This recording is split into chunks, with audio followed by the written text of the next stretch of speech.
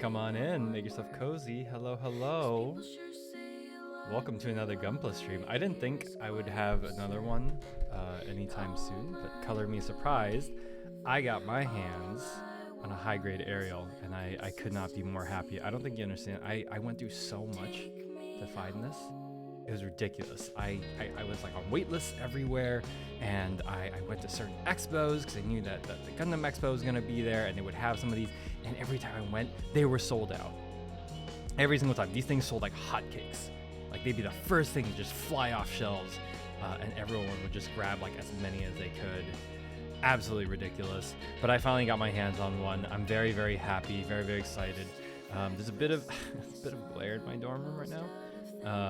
Just because the sun is really intense, but yeah, look at this box. Look at this. Look at this. We're gonna have a good time. I've been really looking forward to making this kit. Really, really looking forward. I've seen a bunch of videos of other people making it, and like, I don't want to say I can probably do this by heart, but like, okay, let's get started, shall we? Okay, so the plan for Ariel, she's a high grade. She doesn't have too many parts, but she's a new high grade. Obviously, she's like a very new model, so she's very intricate. She's very, very well designed. What we're gonna do is I'm gonna assemble it, and I'm gonna end up not putting any stickers on, not putting any decals on, because we are gonna give her not quite the full treatment, but like pretty close. We're gonna definitely paint her. I have a bunch of lacquer paint that new lacquer paint that I've ordered. And we're gonna make her original colors, but we're gonna make sure that we get a nice shiny coat of paint on her, and try to get that as perfect as possible. And it's gonna be really important with lacquer that we do it right.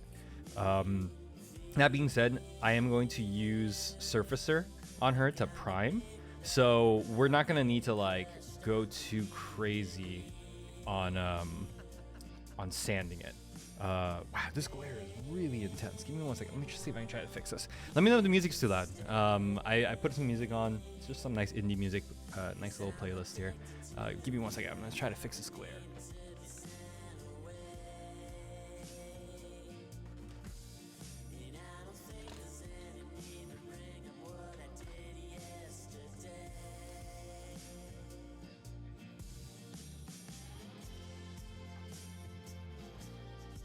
There we go, much better, much better.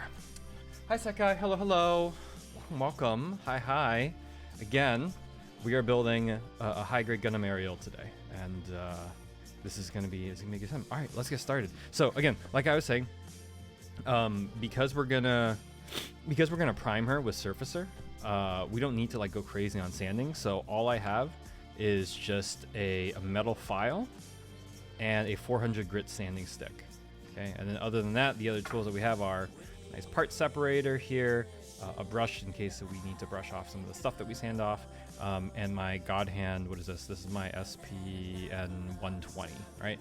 So pretty mid-grade for a God Hand. It's not like super high end, but can't hear you over my family using a saw.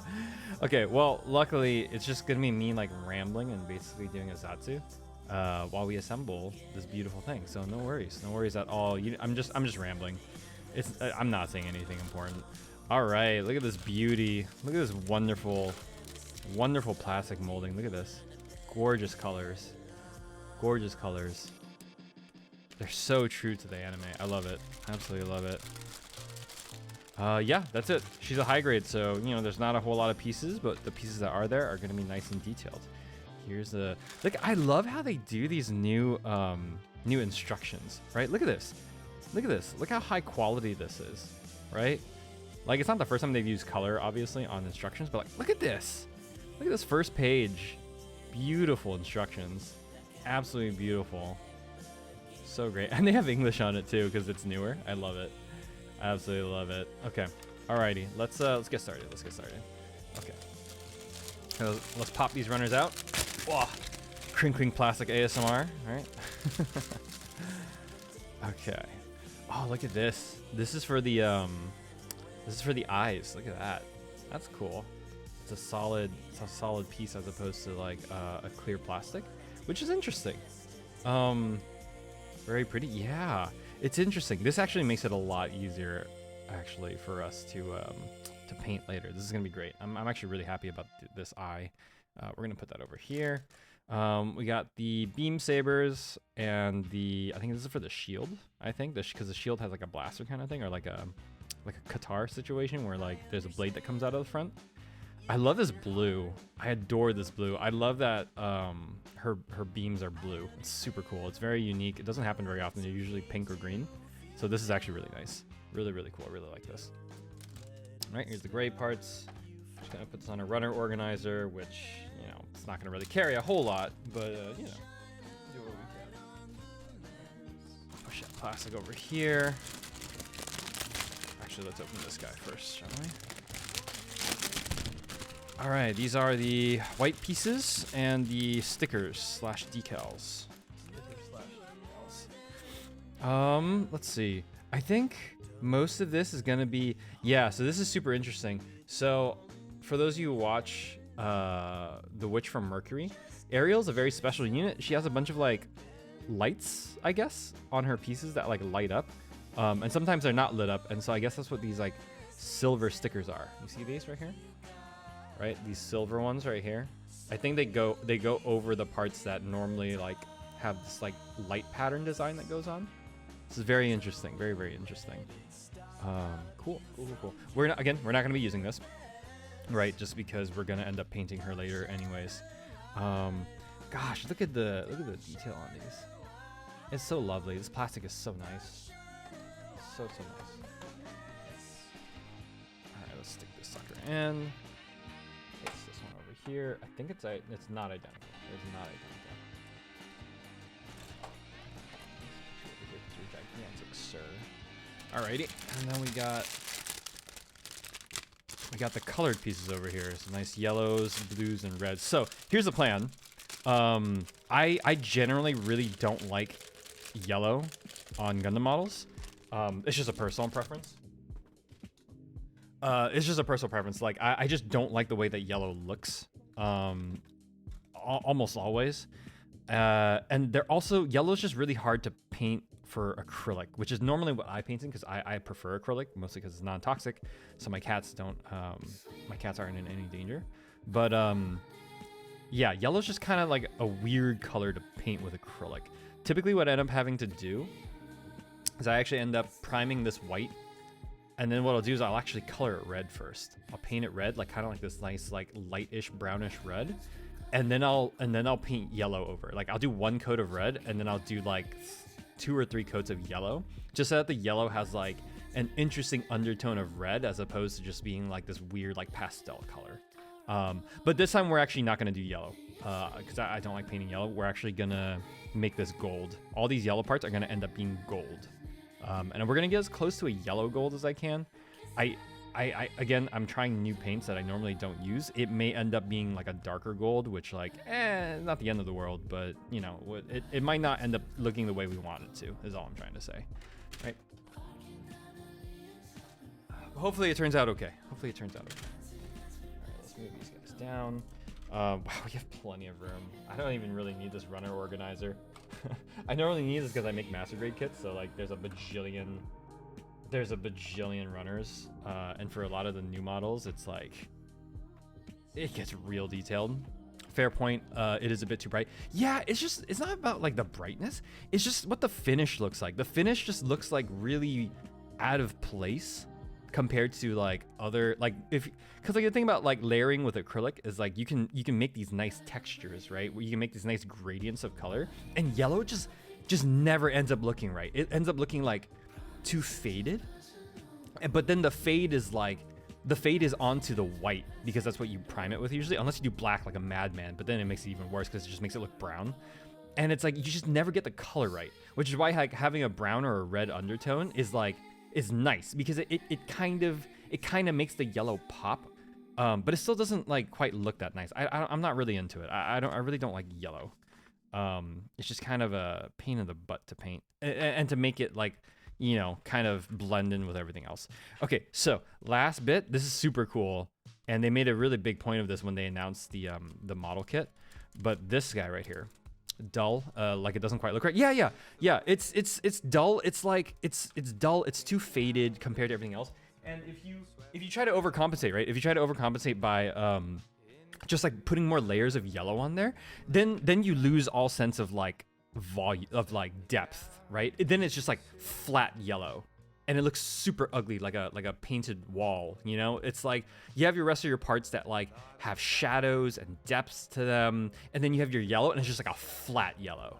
It's just super annoying. It just doesn't blend in well with the rest of the other parts of like painting Gundam's acrylic. Okay, so this is super cool, and I like that they packaged it with like a separate like container.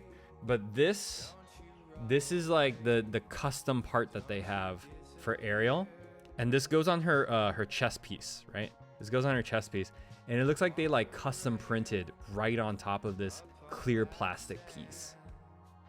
This clear plastic piece. It's really cool. Sorry, camera's having a hard time focusing. Camera always has a hard time focusing.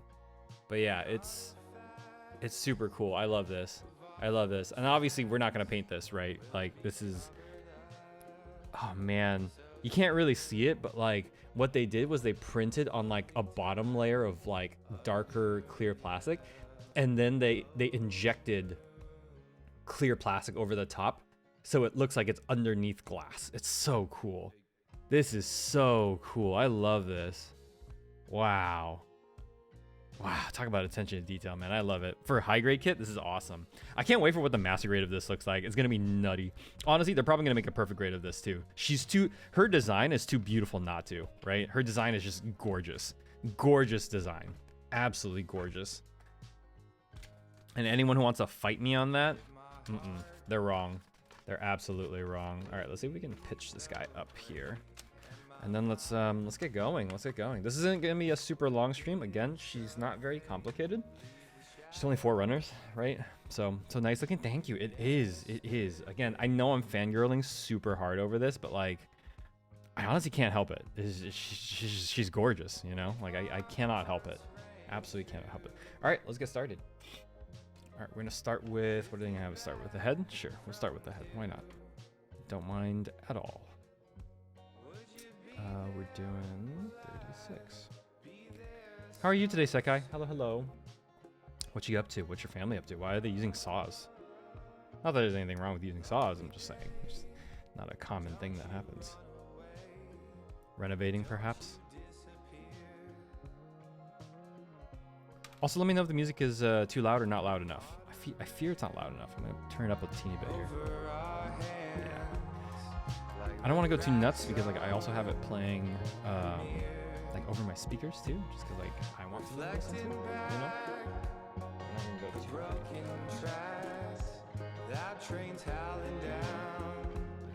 there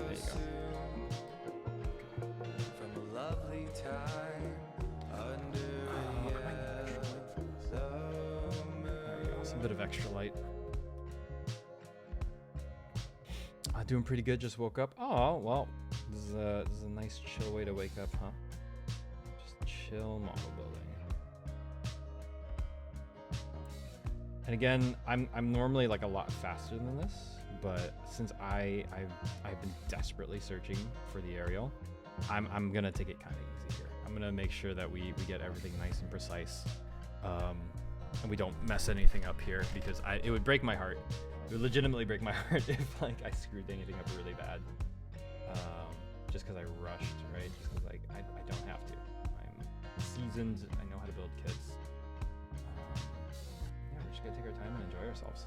It's gonna be pretty chill. I'm not really gonna be no high energy or anything today, Sick. I know like what you saw last night for the Evil Within stream. Just nice and chill. Nice and chill. We're just gonna go ahead and make sure she looks right. In case you didn't know anything about model building, so what I'm talking about with Surfacer is that, you know, when you're painting a Gundam kit, you generally need to like apply a base layer. It's called priming it, and a lot of primers are like varying levels of thickness, So what you can end up doing is that primer will fill in any scratches, right, up to a certain level, depending on how fine that primer is. You know, so even if I'm leaving this roughly sanded a little bit, once I apply primer, it's gonna fill in those scratch marks, and it's gonna make it nice and smooth. So I don't really need to pay as much attention to detail to kind of the roughness of these bits that I normally would. I have no idea what they're sawing, but it isn't for the house. I think it might be for a bed. Fair enough. Fair enough. Fair enough. I hope your suffering ends soon. That must be annoying, huh? Being woken up to saws. Yikes. It's been quiet here in dorm at Miskatonic, just because obviously I'm still on break, and we're semester school, so you know my classes don't start until like legitimately I have a month off. Okay, I say off, but like technically speaking, I should be working on my thesis. I don't really have it off. I should be working, but instead here I'm streaming, building a Gunpla, so hope that won't bite me in the butt. We'll see, I guess. We will see. We will see. When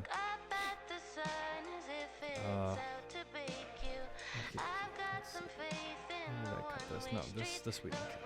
That's an interior piece. That's also an interior piece. Yep, we don't care about this. So again, it's fun. It's fun being like a veteran. You can kind of predict what parts go where, what parts end up being visible, and which ones aren't. It's cool. It's a cool feeling. Just kind of knowing ahead of time like what's probably gonna happen. It's a fun time. Okay, now before we do this, make sure we save off a bit of this.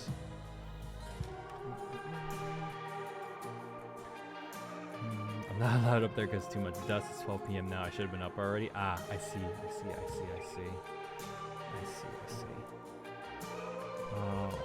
Well, good morning, afternoon to you. I think we're in the same time zone then. If it's 12 where you are, I think we're in the same time zone. So good morning, I guess. Music's a little loud to me. Thank you. We'll turn it down. All right. Let me know how that sounds. I guess because I'm speaking quieter than I normally do on stream when I'm playing a game and like freaking out and panicking. So yes. Let me know if it's still too loud. Awesome. Okay, that's right. Easy peasy.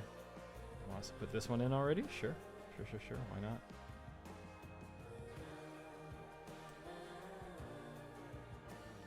All right, I got that. Wow. Yeah, I adore this series. You know, I was really hyped for it when they announced it. When they announced that there was gonna be EST. Yeah. Also EST.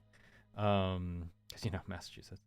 But I was really excited when they announced that, like, oh, first, you know, mainline Gundam series with a female protagonist, and I'm like, oh, that's awesome. Like, it's about time, right? It's like, frankly, it's like 10 years too late or so. You know what I mean? But yeah, I was really excited for this series, and I was wondering what direction they'd take it, and it definitely took me by surprise. Whoops, I accidentally made myself cry. Whoops.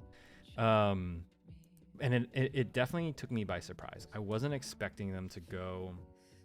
I don't know. It's interesting watching it because it's like you kind of think you know where it's going, and then you don't, right? So like the prologue is very Gundam, right? Very like high stakes, like, and they introduce a lot of like the like dystopian corporatocracy, you know, and it's super cool. Chillin' was building Gunpla. It's all good. Also, you good now? Thank you. Appreciate it. But yeah, but it starts off like very like hyper dramatic, and we're just like, this is gonna be an awesome series, right? And with like some really heavy themes, and I was really looking forward to it. And then the series starts, right? And then like the first 5 episodes are just like this like high school Utena duel for the hand of the maiden kind of thing, and I was like, what is going on? Like, she goes to this piloting academy, but now that the series has like picked up a little bit, we're getting to like almost a halfway point, it's starting to become very clear what the series is building up towards, because you know they have 24 episodes, so it's not like they can like they have time. They can take their time to really build the characters and really set up kind of like the drama that's going to occur and how hard it's going to hit people. And yeah, I should have kept faith. I was a little insecure about it for a while, but like it's starting to pick up, and it's like all the pieces are falling into place, and it's great. It's great. I absolutely love it. And like it's definitely gearing up to be just like slam you out of left field with the feels, you know? Woo! Almost dropped a piece there. Almost a disaster. All right, so this goes in here. The eyes go in. But yeah, really looking forward to it. It sucks with like all the breaks that they're taking, just because there's some other stuff that's airing on like the same channel apparently. I don't know. I didn't read too much into it. I didn't really understand why they were taking a break, but yeah, it unfortunately disrupts the flow of the show in a really bad way, because like it's starting to get to like the exciting bits, and it's just like, oh, come on, man, come on, you guys couldn't like make an exception for Gundam. It's Gundam. It's such a big deal, you know? It's not like an anime that's like fading out of existence, right? Or clinging on to relativity. No, dude, it's Gundam. It's timeless. Like, come on. They also make a ton of money, right? Like, don't ruin a series that way. If it was just another shoujo anime but with Gundams, that would have been big sad. Yeah. I fully agree. And again, like I thought about it. I thought about it after a while, and I was just like, no, this is a good thing the way they're doing it, because Utena is a classic, you know what I mean? And no one's really done that formula recently, right? The whole like, you know, beautiful maiden duels for the hand of another girl, and like is very LGBT friendly. Like no one's really done that in a big way recently. So I'm all for it. I'm absolutely all for it. You know, so you've got this like crazy mix of genres, because it's still a Gundam show, and like the politics and the battle sequences are still really cool. But then you have this like, you know, you got a nice little Yuri love story, and like you love to see it, you know, you love to see it, and it's awesome. And I think it approaches it really well, and the characters are really well made. Sounds like I should get more into Gundam. I always wanted to make a couple of guesses. Yeah, I mean, show wise, like, dude, it really runs the gamut. Like like the quality of show and the vibes you get really range. I mean, that makes sense, right? It's a show that's been going on for 30 something, no, more than 30 something years, almost, what was it, 97, right? 97 sets, 43 years. It's been 43 years since Gundam. Like, there's just a lot, and they all have very different vibes to them, you know?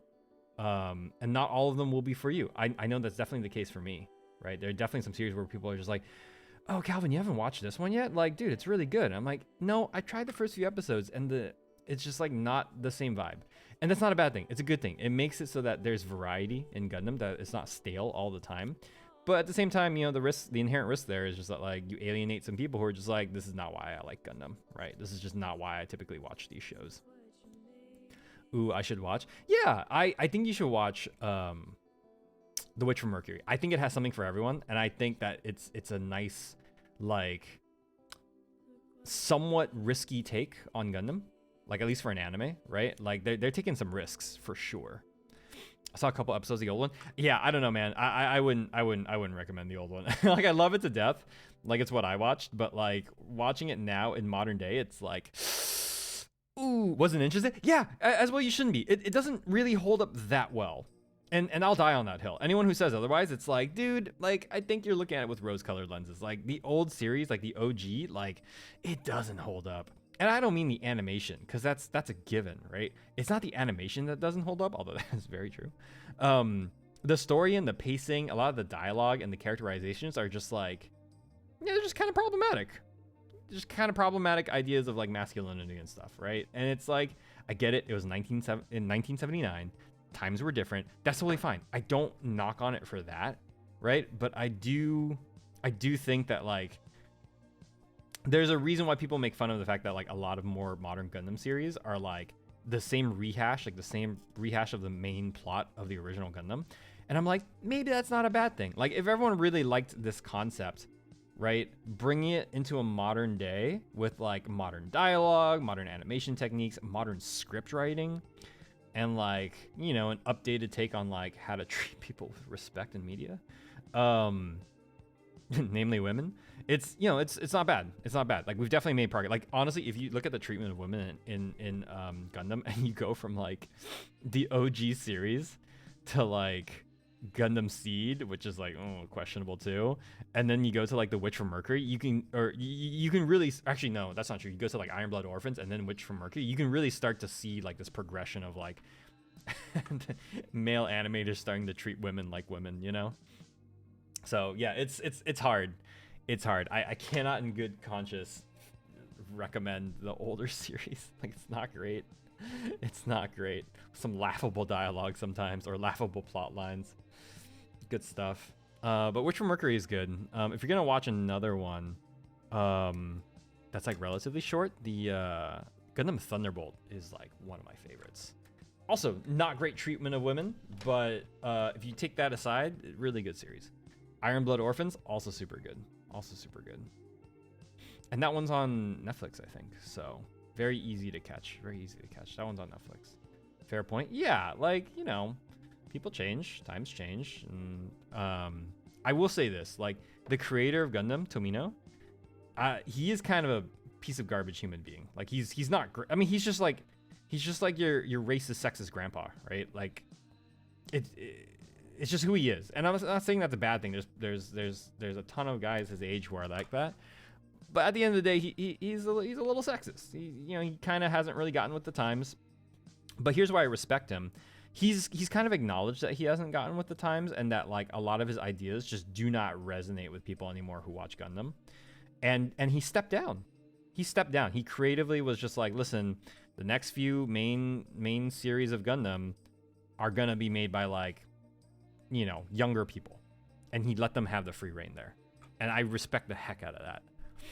I suppose it's only good if you want to see the evolution. Yeah, that's true, but like, I mean, it's a huge time commitment just for that. I would not. I think I don't want to waste your time. I think there's better uses of your time, for sure. Oof indeed.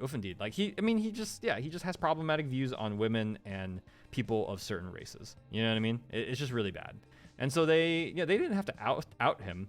In fact, they wanted to keep remaking his works into animation, and he's just like, no, like, this should be made by the new generation of people, right? So, and that's what's kept Gundam relevant for so long, you know, is that they keep changing with the times. Look at that beautiful head. Oh, it's so blurry. There it is. There she is. Gorgeous. Look at her. Absolutely gorgeous. So clean. Aye, that's good. Yeah. I wish the same could be said for a lot of other like popular robot series, but they really can't. Like, I think the biggest travesty to robot series that were contemporaries to Gundam was Macross. Oh, it was a travesty what happened to Macross. That's what happens when you let a creator take his stupid ass ideas and just run rampant, right? Just completely go unchecked. Absolutely unchecked, and it's a huge shame because Macross is awesome, was awesome, but then they took, you know, Macross was a nice, looks good. Thank you. If you don't know what Fortune, what is it called, Flying Fortress Macross or something like that, whatever the original series name was, it was basically giant robots, except the gimmick was that they were all fighter jets that could transform into robots, right?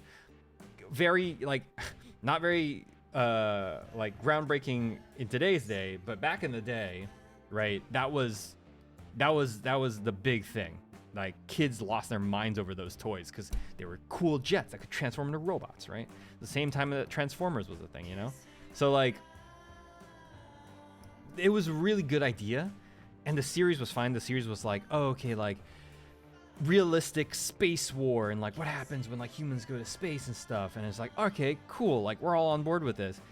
And then the creator just went completely off the rails, and he was like, yeah, and then they go to space, and then like space psychics can then like battle bard these pilots by like singing idol concerts in space. And I'm like, hold up. You lost me there. What are we doing?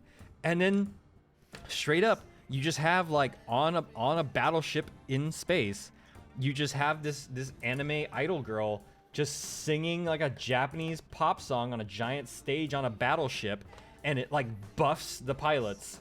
Like it like gives them like magic abilities. And I'm like, how has this gone so off the rails? What is going on? It's the most jarring thing. Just like, and you know what's the worst part? The music slaps. Like, I will never not say that. Like, the music in Macross slaps super hard. It's just like you've got all these insane, like, jet to robot to jet fight sequences that are all put to like this banging soundtrack. But then you then you realize where it comes from, and then it just keeps the shot just keeps cutting back to like this cute anime girl in like an adorable, ridiculous performance outfit, just like dancing on a stage, looking at the battle from a battleship. It's so strange. It's so strange. I hate it. It's just so jarring, and it just completely ruined it. And then like, and I thought it was just for one series, right? I was just like, okay, weird. Like maybe that was just like their take on like, you know, like this series. And then the next series comes out, and you're just like, and they just double down. They just freaking double down. You gotta keep like they go even harder into, and then they have like girl groups. Like they've got like AKB-47 type groups who are like buffing these pilots in space while they go to war. Like it just goes completely off the rail. So you pull a Friday the 13th. Are you talking about like which movie, which Friday the 13th movie? I think I know which one you're talking about, but like, yeah, it just goes off the rails, and then like none of the lore makes sense anymore, and then you're just like, I don't know what I'm watching. Because then half the plot is not about the war, it's about these it's about these girls and like their struggles of being like Japanese idols, and I'm like, what am I watching, dude? I just wanted to watch like space jets blow each other up, like, and transform. Like I don't, this is not what I wanted at all. So yeah, I thought that was a big shame, as you put it earlier, Sekai. Big shame. That show just went off the rails. That series just went off the rails. So that's the dangers of having someone who just has like an iron fist control over a series, right? You get innovation, and when that innovation doesn't work, they just double down, right? They don't go back to drawing board and say like, hey, this wasn't a good idea. They just go harder, and they're just like, oh, I'm sorry, you hated this part of my super realistic like warfare drama with giant robots. Well, how about some more? How about we make half the series about this?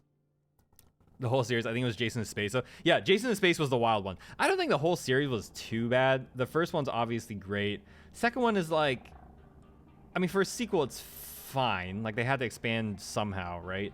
And then once they got to space, I was like, yeah, all right, Jason's done. This is over. This is dead. So yeah, it is what it is. I will admit, for the S's and G's, right, for the shiggles and giggles, it was definitely like very funny, right? So it was definitely a ride. You went to the theater, you saw that movie, and you walked out and you were like, well, that was a thing. I laughed a lot, and yeah, that was a thing. So I don't think that's inherently a bad thing. Like, I think movies should be allowed to be just like fun rides, not necessarily be good movies. You know what I mean? So I definitely think Jason, what is it called? Jason X? That's what the space one's called, right? Jason X? Like, I definitely think that it was allowed to be bad, but fun. I'm okay with it. I'm a lot more lenient towards media in that category, where like they know it's stupid, right? They know it's really dumb, but they 100% it, right? They fully commit to the bit. They fully commit to the gag, and then you just watch what unfolds. I respect that. I respect that a lot. All right, here's the torso. This is cool. Look at this. You've got this internal frame. I'm assuming this is where the arms are gonna go, and then you've got this guy. This is kind of like how she does a crunch, right? Which is gonna be interesting and awesome because she's very thin. Like, her waist is very small, and her thighs are very thick. So this is gonna be cool. This is gonna be cool. I like this. It left you with whiplash, but a funny one. Yeah, and I think movies are allowed. I think media is allowed to do that for you, for sure. Macross was not that way. Macross was just like, they always took it seriously, and they were just like, this is art. And I'm like, oh, okay, I guess. I just wanted giant robots, but okay. Listen, I say that, but then, you know, I talk about like The Witch from Mercury, and honestly, like The Witch from Mercury takes itself just seriously enough, right? Like it knows it needs lighthearted moments, and the series definitely puts it in there. And those lighthearted moments always feel very like tete, right? And very like earned, you know? So that's why I adore it. Like there are some grand ideas in The Witch from Mercury, but I think they're executed really well, right? Like they toyed with the idea of transhumanism in Gundam Iron-Blooded Orphans a little bit, and a little bit in Thunderbolt too, I suppose. But they didn't really revisit it until like, well, I guess Gundam Sentinel, and then, well, Gundam Sentinel less. Gundam Sentinel was just about the AI. But in IBO, they actually like started exploring the concept of transhumanism more. And I'm so glad that in this series, they went 100% with it. They were just like, yeah, like, you know, Gundams, prosthetics, neural link, and like what that does to like the human body. Like I love that. I love that. I love that. I love the idea that like to go to space, we have to shed our human bodies. You know what that reminds me of? There was a it's on Netflix. What's it called? It's that series of sci-fi shorts. Love, Death, and Robots? Was it Love, Death, I think it was Love, Death, and Robots. Maybe it was another one, but like I've seen the CGI short where they like, it's cool. It's like the premise is like they interview a bunch of people who like willingly give up their human bodies to inhabit like mechanical ones so that they can go out into space, right? But that obviously means like one, not really being human anymore, but two, also like saying goodbye to all their families, because like, you know, everyone they know is going to be dead when they come back eventually, right, from their journey in space. And I thought that was super interesting of just like, can you take a human brain and all of its humanness and all of its psychology, and can you remove that part? Can you remove the aging part and the family part, and like what does that do? Do you still have a human left over, right? Can you still call that human? I thought that was an interesting question that was asked. I know what you're talking about. It was Love, Death, and Robots, right, Sekai? I'm pretty sure it was. I'm pretty sure. Like, I can't imagine it was anything else. Sorry, my camera's being a little wonky here. I'm pretty sure it was Love, Death, and Robots. It might have been something else. Maybe Black Mirror, maybe? No, it wasn't Black Mirror. It definitely wasn't Black Mirror. It was one of those sci-fi shows that, like, every episode is, like, a new director or whatever in, like, a new animation studio or whatever. And I'm pretty sure it was one of them. But I wish that short was better, because, frankly, it just wasn't that good. But I do... You know what? It was a movie. It was a movie, and it was not, and I remember it was like, it was a little bamboozling, right? Because it's like, you thought you were going to get a movie about like, was it a movie? Shoot. Yeah, it was a movie, right? But like, it bamboozled you a little because you thought that like, it was going to be like, oh, it's like a sci-fi space movie, like cool. But it ended up being like more of like a character study. And I thought that was super interesting. It's just that the movie wasn't actually good. So, you know, you win some, you lose some. But yeah, but I like being asked that question of like, you know, like Theseus's ship, but for a human, right? Like how much, like Cyberpunk is the same way too, right? Like how much of you can you replace and still call you, you know? Like at what point, because like obviously almost the common thread in all these is you almost always never get rid of the brain, right? That's kind of like the general consensus there. But like, I don't know. My question is like, if you take away like the human stimuli of the body for a prolonged period of time, can you still call them human? Because the brain is only like, we're only human, and our brains are only behaving certain ways because like we inhabit the bodies that we do. You know what I mean? Like how like a blind person thinks is like very different, right? A different kind of human, I would say, from those who are like fully abled, right? It's just interesting, right? Because it modifies the way you think, and it modifies who you are, right? So at what point when you're replacing everything do you lose who you are, right? At what point do you like enter, I would call like soft cyberpsychosis, if we're going to go back on the cyberpunk train, which I definitely have been playing on my off time again. But yeah, you know what I mean? Like what at what point, like where do you draw that line? Where is that line? What does it look like? Interesting questions, I think. Interesting questions. I always like asking these questions. It's why I'm a psychology major, right? It's why I'm getting my master's in psychology. It's because I love questions like this. I adore questions like this. I mean, there's an entire realm of psychology. I think it's CogSci, right? Cognitive science, where it's like, like why do humans think the way they do? Like, how do the way we think affect our actions and stuff like that? Love, Death, and Robots looks like it's a whole series. Yeah, one of the that's what I mean. I think I thought it was one of the episodes of Love, Death, and Robots, but I do think it's like a separate movie that I don't remember where I watched it.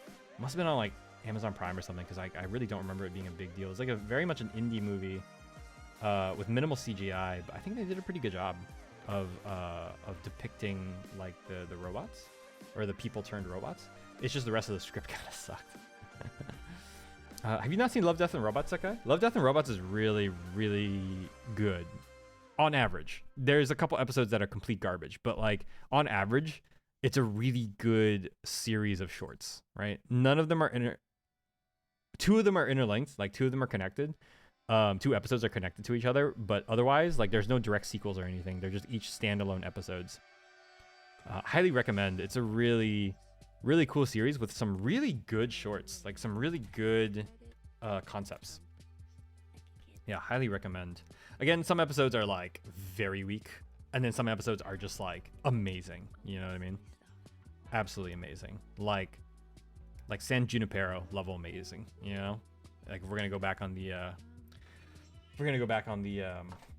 the Black Mirror train, which I liked Black Mirror, but like I think as the later seasons went on, San Junipero notwithstanding, like I just feel like a lot of the episodes just got really not good. Like the questions they asked were just like edgelord questions, you know what I mean? Like edgelord concepts that I was just like, okay, now I'm not entertained anymore. Now it's just like all shock value. I feel like you lose the human in you the moment you change anything. Really? To me, if you put electrical scanner in your arm or anywhere, you become a cyborg. So my question to you is, what about a pacemaker?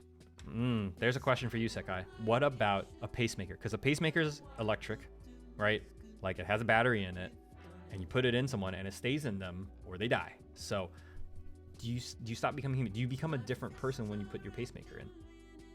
I haven't watched it, just heard about it. Yeah, you should watch it. I think there's 3 seasons, and like they're pretty good. They're pretty good. I think my favorite episode is like, I think it's season 2, where it's like it's like the 1920s China one, like the steampunk China one. It's so cool. Hello, finally got to make it to a building stream. Hi Mari, hello. Hi. Welcome. We're building this beauty. She's gorgeous. She's looking great so far. This kit, despite being high grade, it's so nice. Come on, focus camera, please. Oh no. All right, I tried. Hi Mari, hi. How are you doing? How's your day been? What have you been up to? Are you streaming tonight? Maybe I'll catch it tonight if you're streaming, or try to at least. Ooh, very nice. Thank you. Yeah, I love Ariel. She's gorgeous. I think she's the best Gundam design in a very long time. Very, very long time. I think so. Okay, let's see this. Gosh, these parts are it's so detailed. It's so lovely for a high grade. Like, a lot of these old high grades just really did not used to be this way. I feel like you're a cyborg then too. Just kind of a cool one. Interesting. Okay. I mean, if it's just a label, right? Like, what I'm really asking, what I really care about is like, does it change who you are as a human? And then where do you draw that line of just like, you're more machine than human, right? Where do you draw that line? You know, I just woke up streaming tonight. Nice. I'll be sure to try and catch it for sure. Okay, this sucker isn't going in, and I don't know why. Oh, it is going in. There it is. Huh. It's kind of shallow. Okay, hold on. We gotta separate this. I think I might have messed this up. Let's get you back out, baby. All right. There we we go.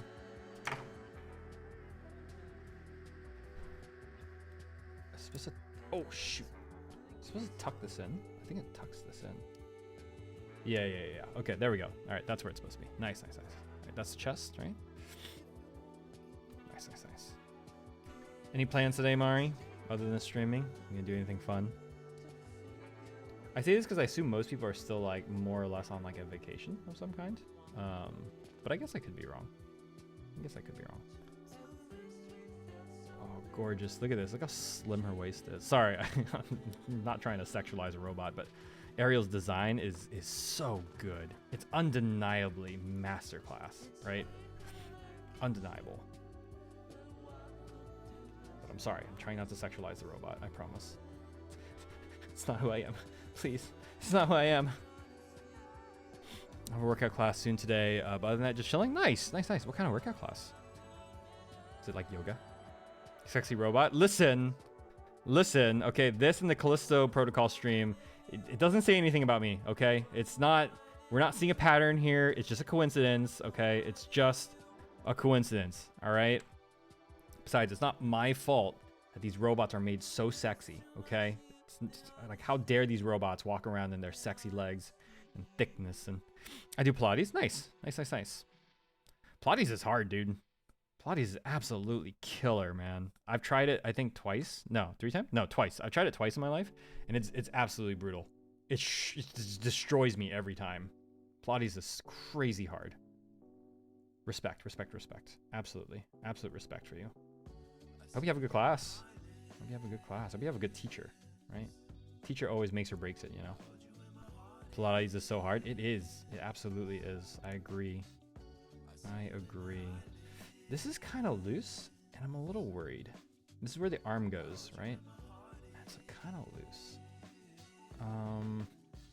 This one's like real tight. So, all right. Well, I mean, not a whole lot we can do. Let's just assemble this, and then let's identify the problems, and then maybe we'll adjust later. Okay, we're about to get to the weird bits here. So let's cut these out. Join the yoga squad, you will live. I don't know. Some yoga is also equally hard. It depends what kind of yoga you do, because believe it or not, there are different kinds of yoga. Some forms of yoga are like rough. There's specifically one that's like, I think it's like traditionally for warriors, and like it's brutal, absolutely brutal. Like it'll destroy your body, absolutely. So yeah, we will see. What am I? So I'm confused. When do we put these in? Apply to inside of parts. Printed on adhesive side. Wait, what?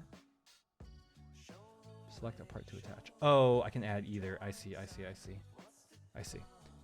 Okay. I don't think I'm gonna interchange them. So here's what we're gonna do.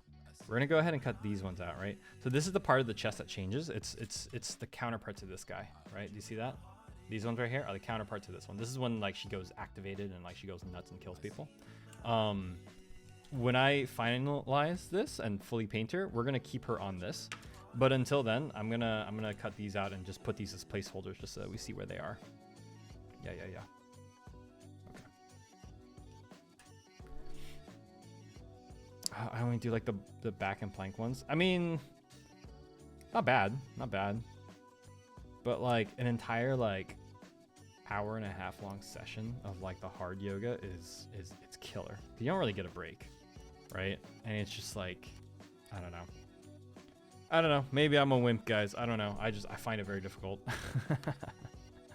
I find yoga, a lot of forms of yoga, very difficult. Rewarding though. It kills you, but it's very much worth it. Very much worth it. Okay, so we got these 4, and then we need the arm. The what is it? The last parts of the armor, which are these 2. God, she's such a good design. Who in the world thinks like this? Like, who comes up with this? You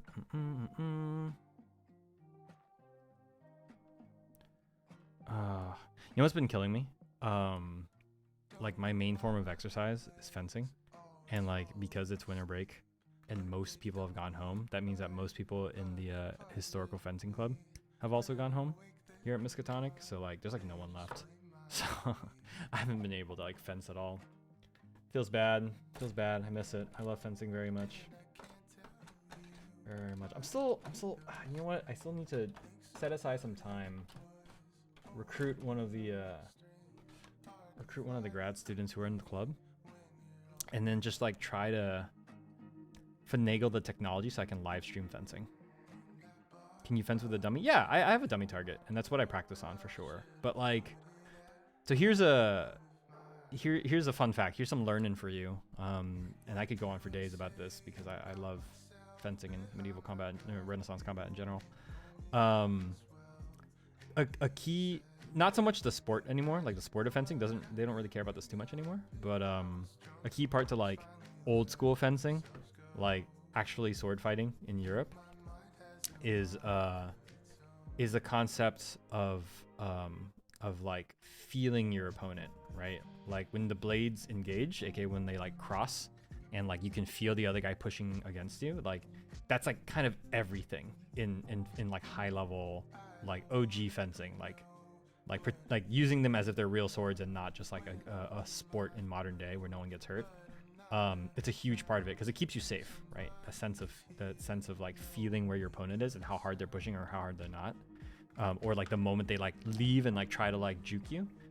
It's super important, and so you miss out on that if you practice by yourself, unfortunately, right? So a lot of like the actual techniques on like, you know, how to survive a duel or sword fight, you can't really practice by yourself. It's just the reality of it. But you can obviously practice like the mechanical things, right? In other words, like your lunges, your placement, your point control, like how you're targeting, that you can practice by yourself. And that's what I usually do. I usually commit like about 15 minutes to 20 minutes every day, usually before I take a shower, because I'll sweat a little bit, and then I just go ahead and take a shower right after. But yeah, I usually practice a little bit for sure. But it's not quite the same. You can't just like be isolated in a mountain hut by yourself, read a book from 400 years ago and learn how to be a master swordsman. Like you just can't. Regardless of what anime says, it's just not possible. You just can't. You absolutely need to train with other people to learn that. At the very minimum, right? What you really should have is like a master who like is teaching you and who's been doing it for a while. You really should have a master, but in lieu of that, like you should really also have a partner. You cannot fence by yourself. You cannot learn how to sword fight by yourself. Do not let media anywhere else lead you to believe otherwise. That is a blatant lie, right? You can't just be a mountain hermit by yourself and just like be a master swordsman. You just can't. Wow. Gosh, I could talk about this for days. I have such strong feelings about it, mostly because my master has really strong feelings about it. And like I respect him very much. He's kind of like the fencing version of an old like kung fu sensei, you know? He has a lot of like old school ideas about how to train and stuff, but honestly, he's never wrong. That's the crazy part. I knew someone who died in fencing and who did fencing, and I always thought it was cool. Yeah, again, right? Most people's idea of fencing is the sport, and the sport's cool. Like I respect the sport. I respect the athletes who do it for sure. But like fencing, quote unquote, for real, like the old way, is very different. Very, very different. There's a lot less jumping around, and a lot more conservative actions, because like one mistake and like it's not like boxing, right? Where like in boxing you can more or less eat a punch to the face, and like if it doesn't knock you out, which is like a fairly small chance, you'll be fine, right? Like you can survive getting punched in the face. In a real sword fight, you can't just casually take a stab to the chest. You know what I mean? Like it doesn't matter if you stabbed him first, if he stabs you afterwards, and then you just both die, right?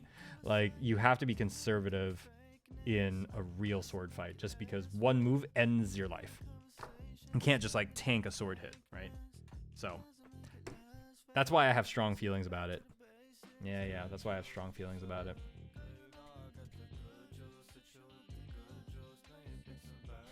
But yeah, my master is very, very anal about those things. And so, you know, just by proxy, so am I. Which is kind of a problem, I guess, whenever I teach teach the underclassmen in the club. Like, it gets to be kind of like, I don't know. I think some of them don't get it, or they don't believe me when they're just like, oh, why couldn't I just do this and just hit him first? And it's just like, because it's stupid and reckless, and if it backfires, you die. Like, I can't be like the one lone swords lady in the hills, just super OP. Sag? Yeah, I'm sorry. It is quite Sag. It is quite Sag. I'm sorry to burst your bubble, but you cannot. You cannot. You cannot. Right? And it's just what it is. Like, if you train with like a master, right? Like in the forest with just the two of you, that's okay, because your master knows what they're doing, and they're also like your partner, right? They can show you how it feels when someone pushes against your sword too hard, or when someone's really light, or when someone like tries to leave you and baits you to do something, right? Your master can show you that. But yeah, that doesn't really apply when you're by yourself, unfortunately.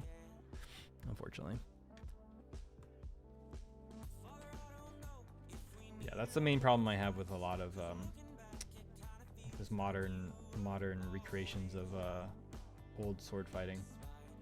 They don't understand the context, and they still view it from like a modern lens, where like you can tank a hit to the face because you have like a mask, a fencing mask, right? And you'll be fine, right? You just shrug it off and you're like, oh no, oh well, I didn't score that point, oh well, you know? And it's like, like a sane person with like no armor or anything would definitely not do that, right? Like, they'd be too scared to get hit in the face and then just, you know, die. But how are you supposed to simulate fear, right? How are you supposed to simulate that accurately in a sporting context? And like, you can't. You just can't, and that's okay. Just kind of come to terms with it, right? Wow, these pieces are very small for high grade. I'm actually like fairly impressed. Like, look how tiny this is. It's on my thumb. It's like a clear part. You see this? Look at this. Tiny. And I have to like, I might have to like polish this after I sand it, because this piece we can't paint this. Yeah, we can't paint this guy because it's clear. I want to preserve that color. I don't know what we're gonna do about this. We might, yeah, I might have to polish this later. I don't know, maybe. maybe. Pretty much, yeah. Where's the other one? I just had it. I mean, maybe it won't matter. Maybe we won't really see the bottom of this, but if we do, I might have to polish you, sir. It is pretty small. Yeah, it's super small, and it does go on the underside. Like, it goes on Ariel's underboob, right? It goes like down here. So like, I don't know if it's entirely worth it. Like, look right here. That's where it goes, right? See that? On the underboob. So I don't even know if it's really worth it. I don't know. We're gonna assemble it anyways, and we'll just take it apart and take it apart and change our minds later after we paint it, right? Because after we paint it, this entire yellow piece right here that you can see through this part is gonna be gold. So I don't know if this is gonna be super relevant anymore. I don't actually know. I don't like how they did this though. You see those like these slits, these dark slits here, where like the plastic of this clear piece had to go in. I don't like that design. I don't like the way that looks. And I don't think that's the way that the model actually is. Like, for realsies. Yeah, I mean, this is gonna be the it's gonna be this top part. Oh, it's gonna be the bottom part. There's supposed to be a sticker here. So maybe that's what we do afterwards. No, I don't see it. Or is it these? Or is it these ones right here? Oh, it might be these ones right here. I don't know. I don't know what we're gonna do here. Yeah, it doesn't say to put a sticker on it. It might just look this way. That's really unfortunate. I don't know. Okay, all right, let's move on. There's no use dwelling on it, right? Okay, how do I stick you in here? Oh, there you go. You go over the top. Oh, so cool. Okay. It doesn't actually snap in, so we gotta kind of finagle this part in. Okay. There we go, right here. Yeah, right there. Nice. Beautiful. Look at that, right there. Nice, nice, nice. All right, let's get the other side in.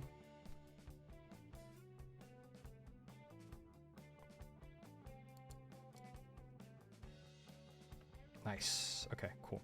So we're gonna keep these for now, and then in the final product, after I finish painting everything, we're gonna replace these two, right? These two pieces up top here. We're gonna replace these two with these. Gotta get ready for my class. You're still building. I'll come back. Yeah. Have fun. Have fun. I might still be here. Because I am taking my time. I'm not rushing through this. So bye, Mari. Have a good workout. Bye bye.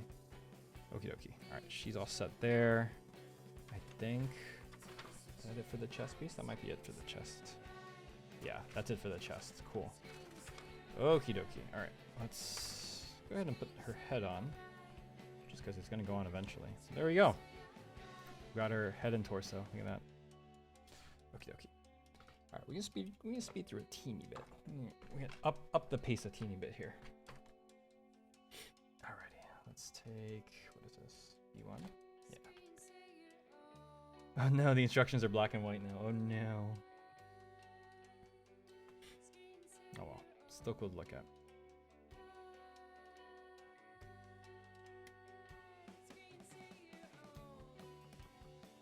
And we'll follow the instructions. We'll do it. We'll do it in the order it's supposed to be. All right, there's 7.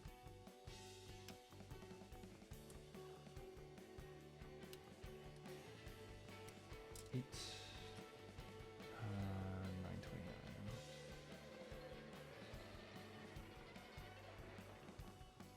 929. Am I blind? I don't see it. 8. 10. Where's 9? What? Oh, it's B1. Oh, no, this is B1. B1, 9. 1, 2, 3, 4, 5, 6, 9. Here it is. I see. All right. Nice and easy. Nice and slow. Man, this is so much like better than, and honestly easier than the first Gundam models I ever built. So the first ones I ever got into, Sekai, speaking of like not knowing the series, is Gundam Wing. And that was like, I think that was 1999, maybe? No, later than that. It's like 2000 something, I think. Maybe, I don't really remember. Maybe it was 1990s. But when they first had these models, they were not this detailed. Like you just like the legs were just 2 pieces you just like snapped on. Like it wasn't great. They weren't very detailed. They're just banking on the fact that like people would want like, you know, to make their own figurine, their own anime figurine, which is fair. Like I think that's fair. I think a lot of people would jump at the chance of that. And yeah, and then they just bankrolled, and then eventually their designs got better. But the first designs were just really not great. They were really janky. Parts didn't always line up. Like the injection molding wasn't, like the plastic molding wasn't great. And so you just had parts that they just didn't line up. It's the most frustrating thing in the world. I actually recently went back and I got my hands on a couple of those models, like the really old ones from the 90s. And it was literally painful, like building those. Like literally painful. Like my hands were hurting, right? Just because there was so much sanding and precision work needed to like turn these things into like something presentable. It was ridiculous, absolutely ridiculous. All right, we're starting on the arms. This is the shoulder piece, right? The first part of the shoulder. But yeah, but I remember my hands hurting after that, and I was just like, I'm never doing this again. Nostalgia or not, never doing it again. Those models were just not well designed at all. Oh wow, there's a bunch of stickers that go on here that we're not gonna put on. I might consider putting on some of the stickers after we finish painting her, but like right now, yeah, we're just not gonna bother. We're just gonna kind of assume that we're not gonna do it. Not that I have anything against stickers. It's just, you know, they come in. It's just very obvious when there's a sticker on a toy. Does that make sense? Right? When you just see a toy and like it's mostly painted, or like its parts are separated and painted, and then you just have like an obvious like foil sticker. I know that Paint decided to build some stuff in the past, never again. Yeah, it's just like a lot of the, like when you get meticulous and you have to sand things over and over for like hours, it just hurts, you know? It just hurts your hand, it just hurts the muscle. Makes you question if it's worth it. right? But then you've already committed, you've already started, right? So you got to commit and you got to finish it, which is like makes things 10 times worse. 10 times worse. Oh, that's bad. I cut that one really bad. I don't know what's going on in this song, but I don't like it. We're gonna skip this. Skipping the song. Okay, okay. Nice, nice, nice. Okay, that's all polished out. This goes on the outside. Nice. Nice, nice, nice. It's a good looking shoulder. It's a good looking shoulder. Okay. Yada da da. Okay, C. This is C? This is C. Cool, now we go do the arm pieces. That's fun. Alright, 5, 8, 3, 5, 8, 9. 3. Okay.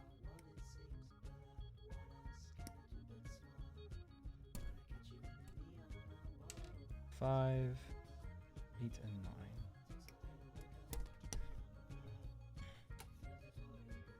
Man, I remember begging my mom to buy me Gundam models when I was a kid.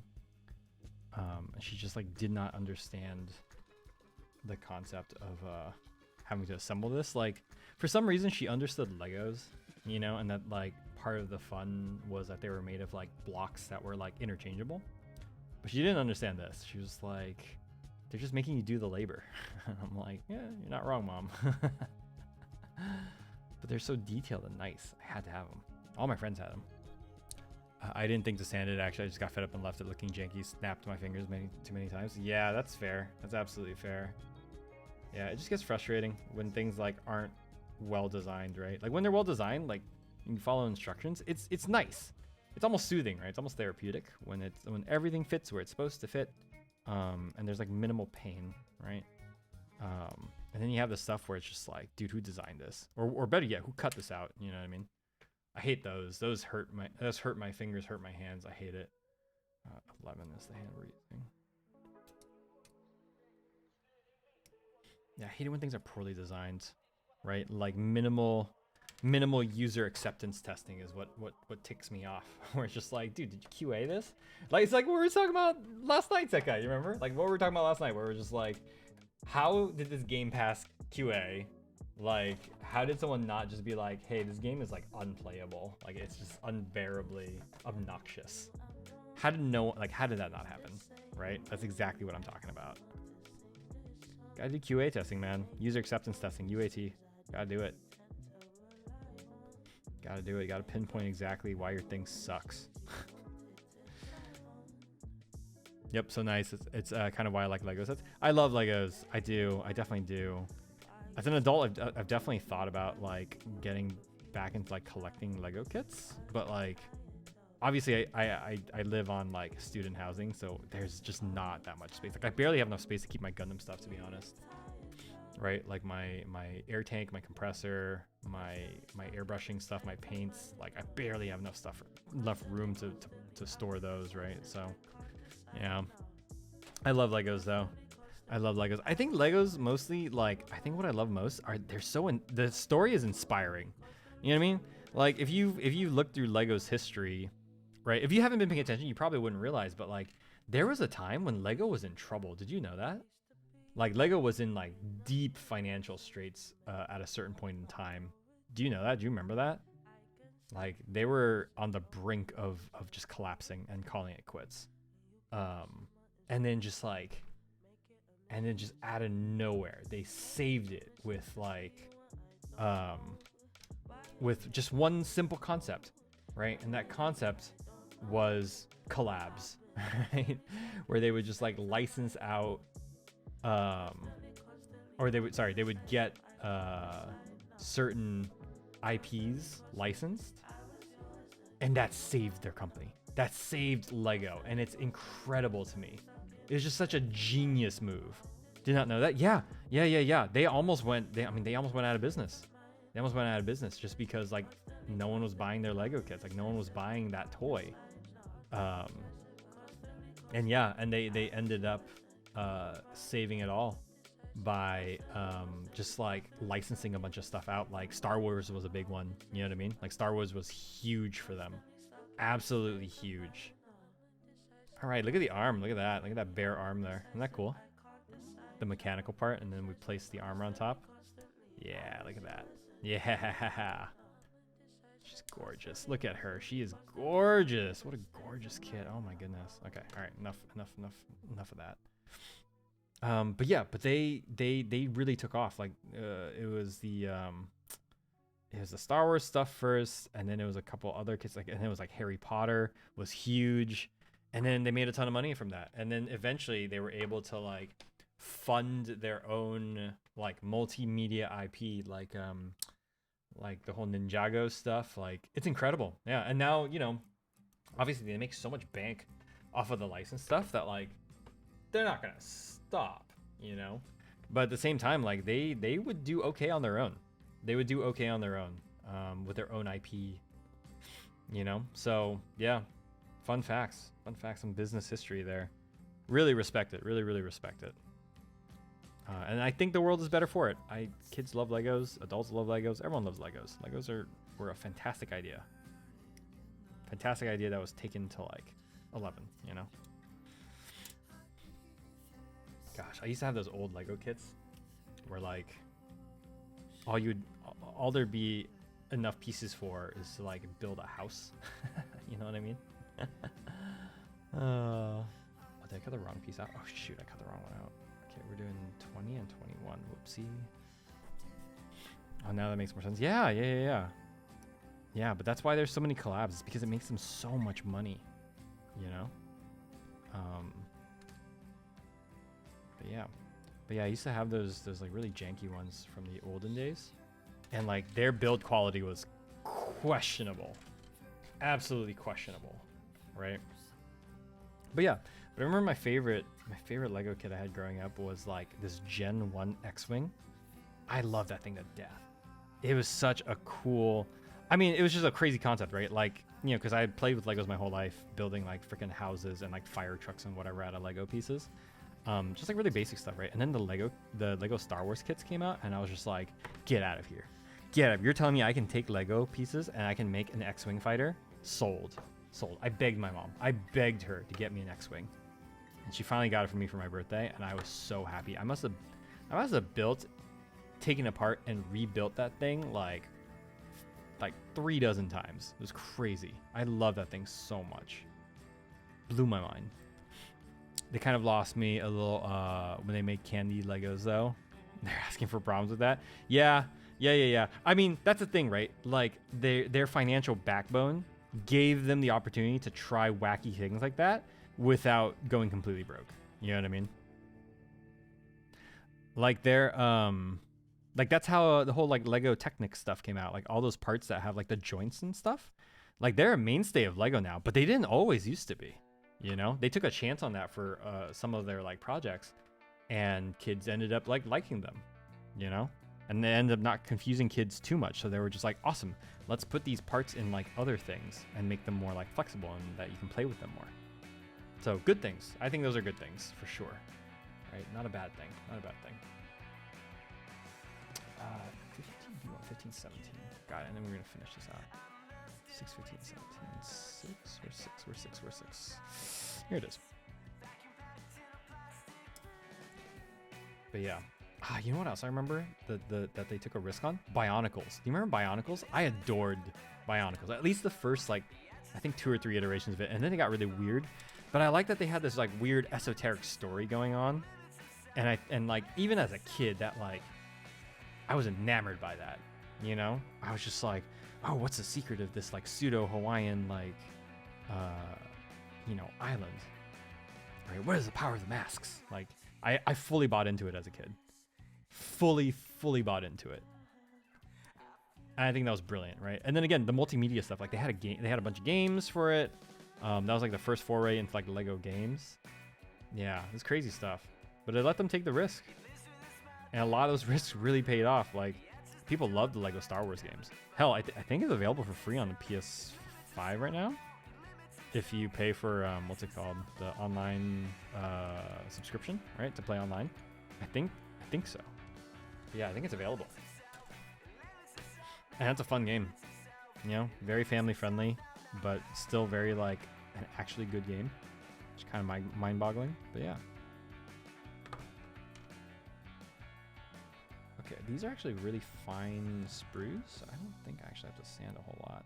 I might actually not sand. Oh no, I have to sand this part. Yep, I didn't cut this one right.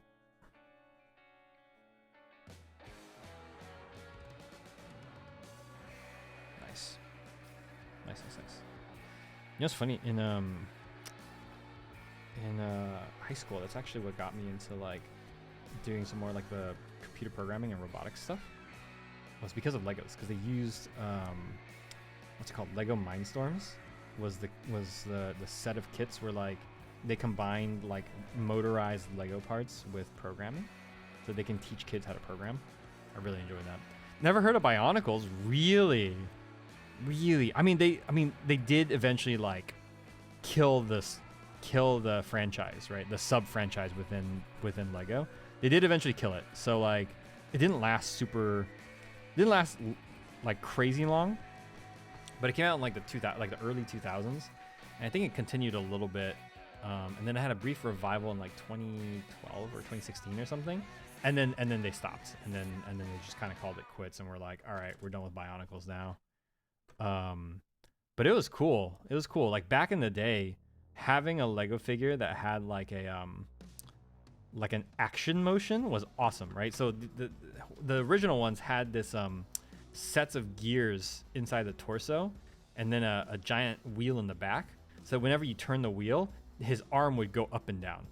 His arm would go up and down like this, and so it was just like, you know, it was action. It was cool. It was a neat little gimmick that kids, or at least like my friends, ended up like going crazy for. We went crazy for that, you know? And again, it was their foray into introducing like gears inside of Lego kits, and seeing how kids would take it, and the kids took it pretty well. Like, it wasn't too hard for us to comprehend, you know? I say all this, but like, I don't know, like I don't really keep up, right? Because like, frankly, I'm an adult. But I actually don't know what Lego's been up to lately. Like, I don't know if their new stuff has like gimmicks or whatever, or if they're like struggling to stay relevant. I actually don't know. Do you know? Because I definitely don't. I mean, they could honestly just coast on like the Star Wars and like Harry Potter money forever. Didn't watch much TV growing up. Parents turned off the cable. Okay, fair enough. My parents turned off cable after a while too. Mostly during the recession, to be honest, because like, you know, like most families, it hit us super hard too. So yeah, we ended up having to cancel cable as well. So that wasn't fun. Oh, all right, there's one arm done. Let's get started on the second one. But eventually, yeah, I stopped watching TV too. I stopped watching TV, and I read a lot. So I guess, you know, net positive, at least from my parents' perspective. I read a lot. I studied more, that's for sure, just because like there's something else to do in the home. But yeah, so definitely net positives. But eventually we did get TV back, and then I like kind of went ham there. That's not true. I didn't go ham. What ended up happening was we got, like, after my family recovered a bit from the recession, we got cable back. But at the same time, I stopped really watching TV, and that's also when the Xbox 360 like was getting like bigger, right? Didn't pay attention to Lego, so I don't know. Yeah, me neither. But that was around the time that I got an Xbox, and then that became my life. I just played Halo 3, like day in day out. All I did was play Halo 3. Oh man, I have a lot of fun memories of like being super excited, hopping off the bus to go back home, and just firing up my Xbox and just being like Team Slayer, let's go, you know? Yeah, good memories. I was lucky because a lot of my friends growing up also had Xboxes, so we all played together, and it was like, yeah, it was cool. We also used to like go over to each other's houses and like have LAN parties, or just like go over and just play the campaign co-op on Legendary and like just make sure that all of us got it, you know? Like, it was a cool like little community, I guess. I don't know. It was cool. I like it. And you know what's funny? to some extent, not entirely, but to some extent, the VTuber community actually kind of reminds me of that. You know, people coming together and like playing games together and like supporting each other. It's cool. It's interesting. It's interesting. I wasn't expecting to like relive this nostalgic feeling when I started doing VTubing, but yeah. Oh, I accidentally hit an emote. Whoops. I keep hitting the mouse by accident. My my mouse buttons control my emotes, by the way. Right? That's the scared one. This is crying, and that's surprise. They turned off cable, but then let us on YouTube. That was a slippery slope for me getting a little better now. That's fair. That's fair. Oh man, young early YouTube was a ride. Absolute ride. I remember that. I remember all the channels I used to watch too, and I'm pretty sure some of them are still around. I just don't really watch them anymore. But like, do you remember Sekai? Do you remember some like the old like OG YouTubers, or at least for me and my crowd, like it was a lot of Asian YouTubers. Like, what is it? It was like Nigihara, Kev Jumba, David Choi was like the musician of choice. Like, I watched a lot of Dave DeFranco. Was that his name? Yeah, I think he's still doing stuff. I think like doing more like newsy, reportery, like legit stuff now, which is crazy. I think the only console we had growing up was the Wii. Oh, nice. I didn't have a Wii, so there you go. I didn't really care too much for it, but I always enjoyed it when I went over, my friends had it. That was always a good time. Yeah. Oh, you thought it was deliberate? What, my emotes? No, not deliberate. I accidentally tapped my keyboard there.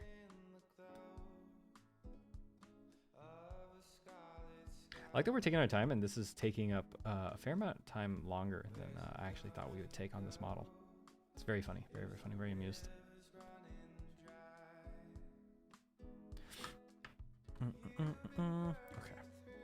just gonna clean up these parts as best we can. Nice. Ryan Higa, yeah. I love this stuff too. Smosh? I didn't really watch Smosh, but yeah, I remember them from the old days for sure. Man, Vanos? I don't remember Vanos. Hi T, hello. Welcome. We're just chilling, talking while I build this Gundam model. Nothing too crazy. I was just saying how we're just reminiscing on old YouTube. T, do you remember old YouTube? I grew up on old YouTube, so it's like big nostalgia trip. I was just talking about all the channels I used to watch, like Ryan Higa, Kev Jumba, Dave DeFranco, David Choi. Just some of like the old like big names, you know. Ryan Higa, Smosh, yeah, for sure. Absolutely crazy, man. Ahead of their time. It's crazy stuff. I don't know if Ryan Higa still does stuff. Do you know? Do you know if he still does stuff?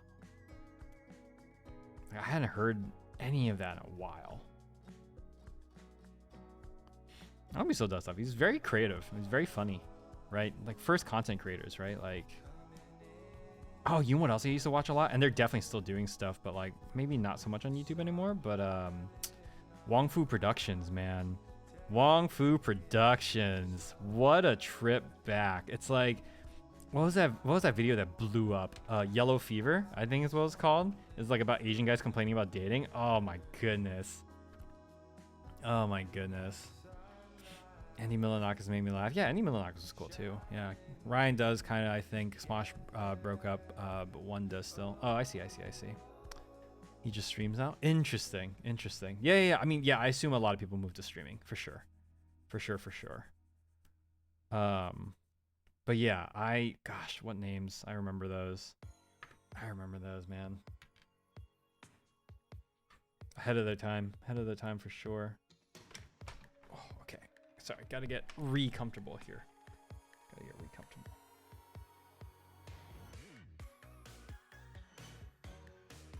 What is this song?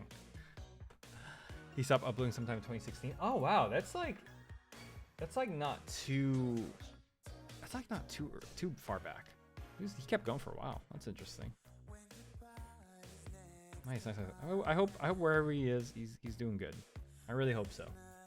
He seemed like a nice kid.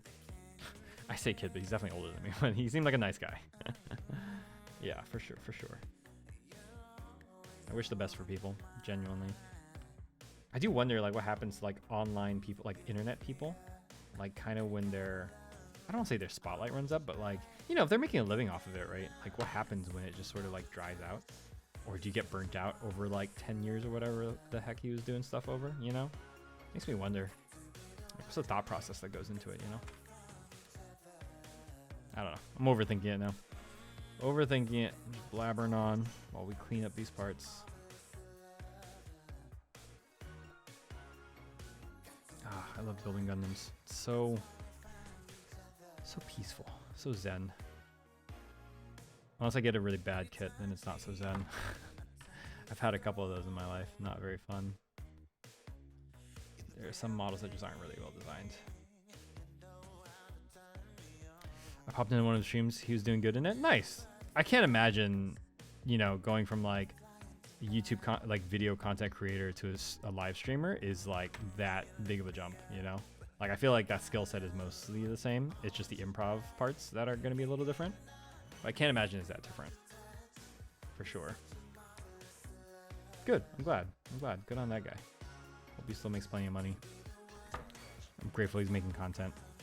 Hugely influential, again, right? Like, even if I don't have the same sense of humor as him, like, the way that he edits his videos has definitely made me, like, influence how I view good content. I mean, if he made and kept a lot of his money, he should be just coasting out. Yeah, probably.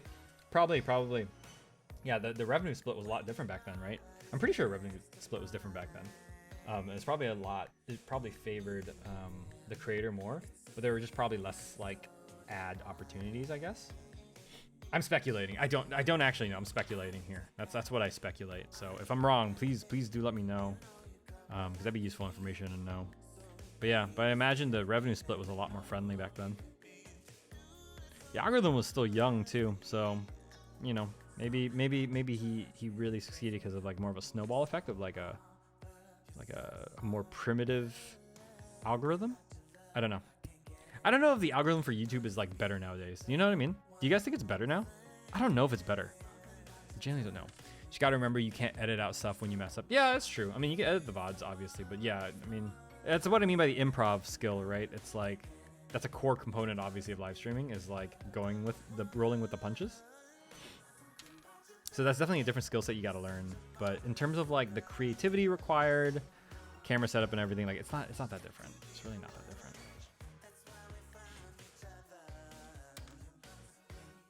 The song is cute. It's like funky. I like it. It's definitely, I don't know if I'd call this indie music, but we're gonna keep it on. I kind of like it. We're gonna keep it on.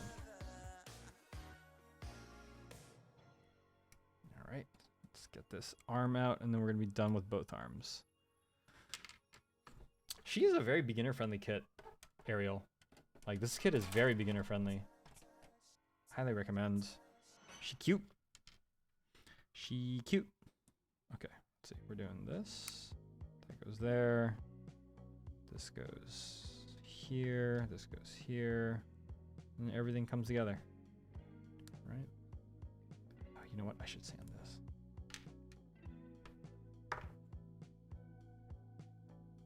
Sorry, this is like a joint that turns, so we gotta make sure it's smooth and not catching on anything, right? It feels like 80s music. It does, but I guess maybe that's what people call indie nowadays. I don't know. Modern music makes my head hurt, to be completely honest. I so have not kept up with the times, you know?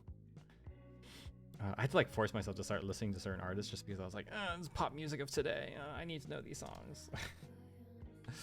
Doesn't mean I sing them, don't get me wrong, but yeah, that's just like, you know, some things that I find like very creatively not fulfilling, I do still listen to, because I'm just like, all right, well, I should be familiar with the song and the sound, because like, you know, it's the kind of music a lot of people like to hear. So it is what it is. Can't just sing all obscure songs, you know what I mean?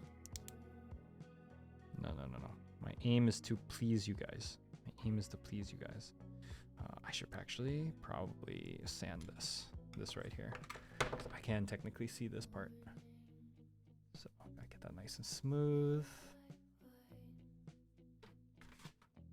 Can you hear this? don't think you can. All right, my noise gate is working too well. Otherwise, I would do some like plastic sanding ASMR. That'll definitely give you the ASMR response, just probably not in the way you want it. I don't know what indie music is supposed to be. I mean, I don't know. Growing up, indie music for me was like a mix between like folk music and like rock, like grunge or alternative.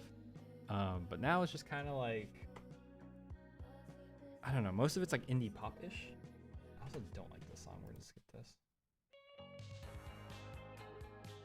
Yeah, like this. I would say this is like peak indie sound, right? Where it's just like, it's a band. They're not quite a rock band, but they're also not quite pop music, you know? I would consider this to be like fairly peak indie.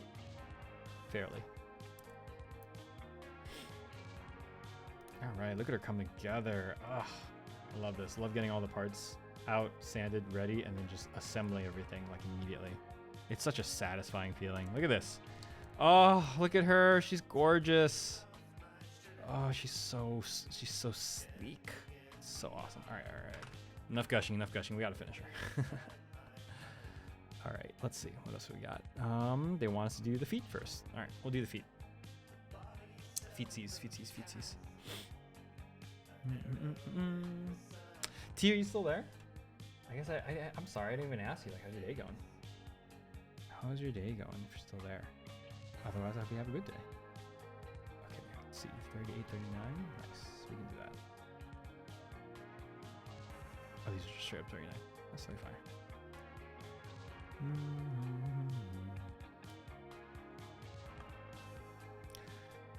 You know what? I gotta plan my dinner for tonight too.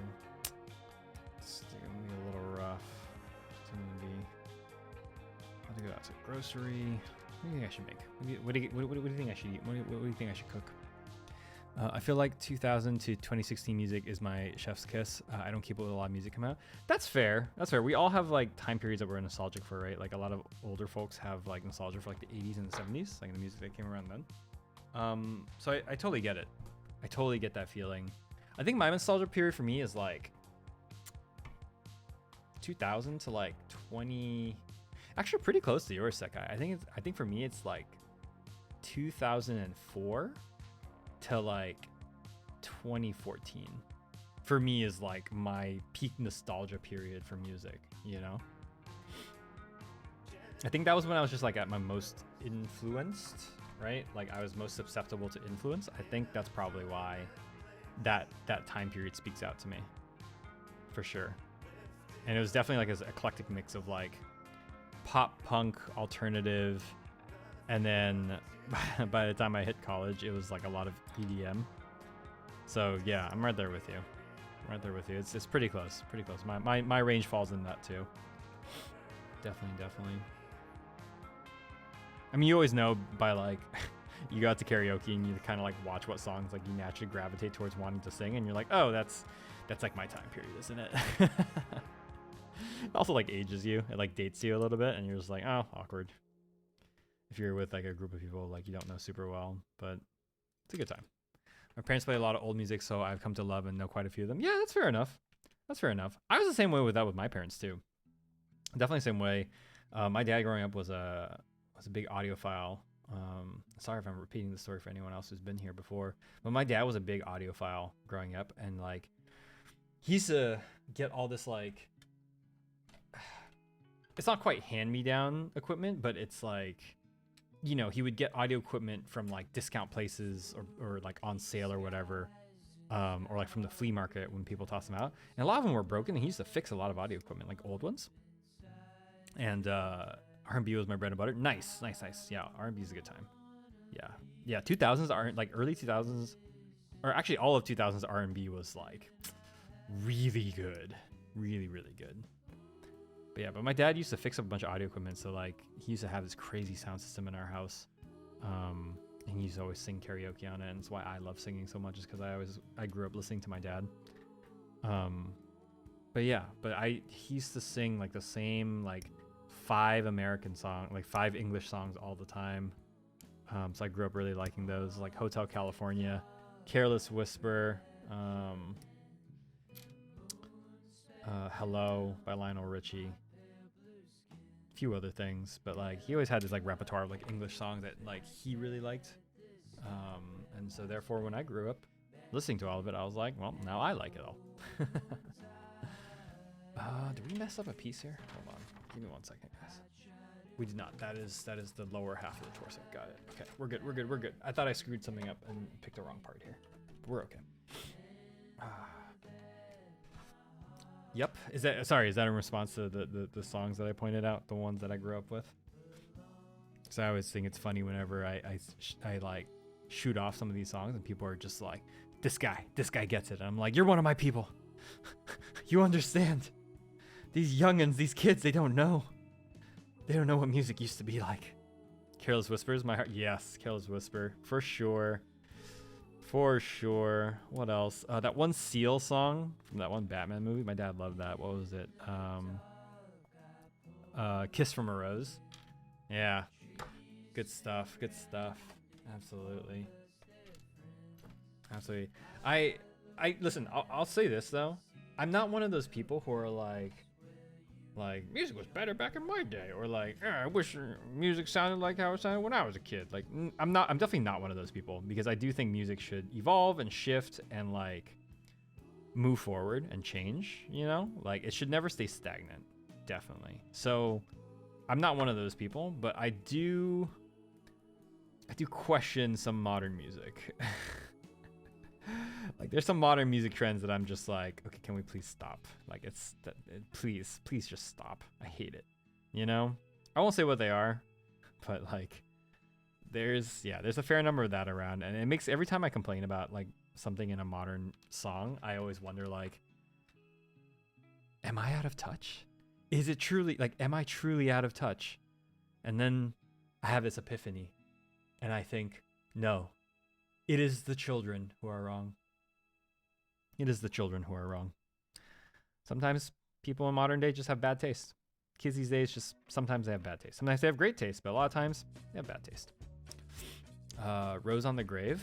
No, I don't think I know that one. Yeah, the one I'm thinking of is the Seal song, Kiss from a Rose. Yeah, my dad used to sing that a ton growing up with like his crazy monitor cabinets. Like these things were massive speakers. They were like taller than I was back when I was a kid, and he would just blast them in our house and make the neighbors go crazy. But he used to blast that sound all. It was awesome. It was a good childhood. I'm not gonna lie. I can't listen to some raps because I don't understand it. Yeah, I do not like. Okay, hot take probably, but like I despise mumble rap. Sometimes, like some people are good, right? But like the vast majority of the time, they suck. And like you can't understand a word they're saying, and it just takes you out of it. You know what I mean? It just takes you out of it, right? Like I don't care how good their flow is. Like if I legitimately cannot understand the words that are coming out of your mouth when you're a rapper, that's a big problem. That's a huge problem, right? Oh, I said a lyric from the song. You got the name of the song. Oh, sure. Yeah. Sorry, I thought you were referring to the name of the song. But yeah, but you know what I mean? Like with like mumble rap, like dude, if I can't understand you, like mumble rap is just oof. Like some of it's okay. And when I say some, I just mean like there may be like two artists where like they mumble rap and I can actually tell what they're saying, which is fine.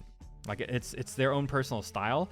But then like other people try to make it into a genre, and I'm just like, you guys suck. I can't understand you. Your music sucks. Please stop. You know? And then I get called out, and then people are just like, oh, you're just a hater. You're like, I love my haters. Yeah. I'm like, no, dude, I'm not a hater. You're just legitimately bad. Like, it's okay to be bad. Just be better, you know? Like, it's fine. It's not like I want to see you suffer. In fact, I want you to be good. My ears want you to be good, right? And a lot of that means telling you when you suck. Like, that's the first step in getting better, is realizing you suck, right? I tend to make up my own words. I look up the lyrics and go, that's what they were saying? Yeah. I don't even bother anymore. I listen to mumble rap and I can't understand it. I'm just like, nope, skip. Or like, we're not going to save this in my library on Spotify. You know what I mean? Like, I just skip it. Like, why would I? Why would I bother putting in the effort to like try and decipher your stupid words if you're not gonna make the effort to freaking enunciate, man? Like, speed rapping is fine. Like, there's nothing wrong with rapping super fast. In fact, yes, it's a very impressive skill. You know what I mean? Like Eminem, right? Eminem has a bunch of songs where he makes a point to flex because he can rap super fast and be 100% intelligible, like 100% enunciated, you know? And there's nothing wrong with that. I think that's great. I wish more people took that stance to it, but like, no, they just start mumbling a bunch of stuff and none of it makes sense, and then they mess it. Like, ugh. You see what I mean? Like, I complain about this stuff and I have to stop myself, and I'm just like, do I sound like an old man right now? I feel like I sound like an old man right now. I don't know, man. I have so many complaints. The Panda song by the one guy confused the snot I made, then he did a lyrics video, and I was like, I actually don't know that song. I don't know what song you're referring to. And at this point, even if you link the video, I don't think I want to look it up. But I believe you. I fully believe you. I fully believe that was your reaction and that it was not fun. Because I wouldn't have fun. I would not have fun with that, definitely. I will say, sorry, slight change of subject. I will say, you know what I do really enjoy? I do enjoy in like the 2016-ish era, 2015, 2016-ish, when Sam Smith was getting big, and then like soul was kind of like coming back. You know what I mean? As a genre, like soul was just like having a great like few years when Sam Smith got popular, right? Because that's like his primary genre, his primary sound. Like, granted, nowadays he makes way more money just doing pop stuff, so like that's all he really does. But like his first album coming out, the one he won a Grammy for, I think, was just like entirely soul basically, and I love it. I love it. I love that soul came back for a little bit. A lot of people only listen to mumble rap because it has a nice beat, I guess, but like the beat is entirely separate from the stupid mumble. You know what I mean? Like, just take that beat and just make a real song, dude. Like, why? Like, they're not intrinsically tied. Like, just because you have this certain beat doesn't mean you have to do mumble rap. just be normal. Sam Smith, love his music. Me too. Me too. I also love Sam Smith. Less so in recent years, just because, again, he's gone on more of like the pop kick, which is fine. He's making a ton of money, like, good for him, you know, like, wish him all the success in the world. But I do really miss his like first album, you know, when like it was just like raw soul music. Yeah, I really enjoyed it. Wish it would come back, but I don't know. I feel like soul is one of those genres that like it's not a mainstay, right? It's cyclical. It comes in waves, you know. So mega culture, yeah. I mean, you know, it's what it is. I'm not knocking anything here. Yeah, Sam Smith is good. For a while, I kind of liked where Ariana Grande was going. Like that type of like return to that kind of genre was also great. And then she got really pop as well. Again, just because she made a ton more money. But yeah, what can you do? You know what genre I really do miss that I think is like kind of scraping by on the underground is like that more like that punk, not punk, more of that like pop punk sound, you know, that like indie rock sound, not indie rock, but like pop rock, that's the genre, that's what it's called.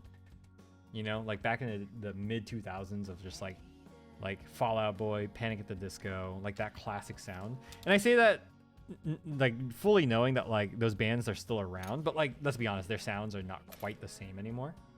Right? They're not quite the same. I tend to like more covers that people do of his songs than his actual singing for newer songs. It just sounds better. Yeah, I agree. I think the problem is that Sam Smith still is very much like a trained soul singer. And so when he sings pop, that's kind of the actual sound that comes out, right? And it just doesn't fit with a lot of like pop songs, you know? And that, again, that's not me saying that he's a bad singer, by far, like very much the opposite, you know. But like, yeah, I do feel that way. Yes, I love that too. Yeah, that old genre of music, right? Like, I wish it'd make a comeback, but I'm not gonna get my hopes too high up, I guess. But there are some like, which way does this go? What am I doing wrong? Oh, it goes this way. But there are some like bands out there like on the underground who aren't like super duper popular, but like they're kind of keeping that sound alive, right? And I really dig that. Really dig that. I want to find more music like that. If you have any suggestions, always please let me know. Right? Ping me a song you think you like. Yeah. Yep. Pretty much. Yeah. It's just the way his voice sounds. It's not that his voice is bad. It's just not suited for specific music, you know. And I think that's perfectly fine. Like I have that problem when I sing too, you know. Like there's just some genres of music where I'm just like, nope, I shouldn't be singing this. Like I can for funsies, but like if I want to appeal to people, then I shouldn't be singing this. I run into that all the time, and it's not a bad thing, right? It's just a fact of life. Just a fact of life. All right, the 2 feet are done. All right, 2 feet are done. So let's get going on these. Legs are next. Yeah, entire legs are next, and then we've got her shield and then her weapons, and then we're good. We're making good time. It's about 2 hours in, a little under 2 hours in. Not bad, not bad. We can power right through this. Gotta love high grade kits. They're good for streams. I'll admit that, right? Because if I do the bigger, more intricate ones, they do take more time, and it requires a multi-part stream unless I want to stream for like 8 hours straight, which I might do one of these days. But yeah, I only listen to older music. I can't help much there. Fair enough. Fair enough. I used to too. Don't get me wrong. Right, and then I had that moment, like I said, where I was just like, am I out of touch? And then I was like, okay, I should make a bit of an effort to listen to like new music, and so that's what gets me to listen to new stuff, right? I mean, it's also unavoidable, yeah, like especially with like how ubiquitous like music playing is nowadays, like everywhere you go, like in stores and stuff, and it's like you just can't help but hear new music, right? And it's not a bad thing. It's just like, you know, you'll be walking around and sometimes I'll hear a song and I'm just like, oh, it's not bad for a new song. Like, that's cool. I wonder who sings this. And then, you know, they end up putting it on my phone or whatever, you know? So, not a bad thing, per se. Just, you know, I try my best to listen to new music, even if sometimes I'm like, you guys have terrible taste, you know? Oh. What do you think? Is there another artist, chat, anywhere? Is there another artist that, like, you actually can't stand the way they sound? Is there an artist? Hot takes are completely welcome. Please give me hot takes. I'd love to hear hot takes on this. It's always fun, you know what I mean? Like to be civil and argue about it, about like who sounds terrible and who doesn't.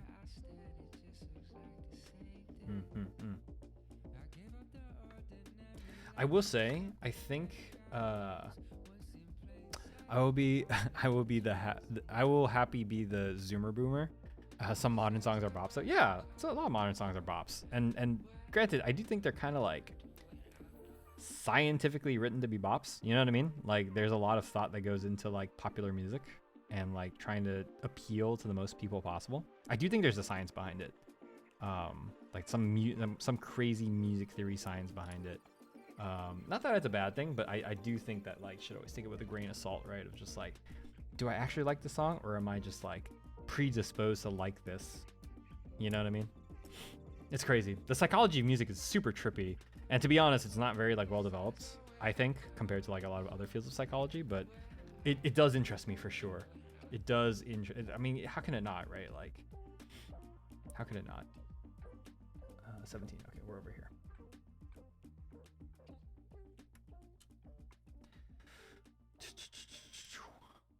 What was I gonna say? You're sorry. Oh, hi, Seisu. Hello.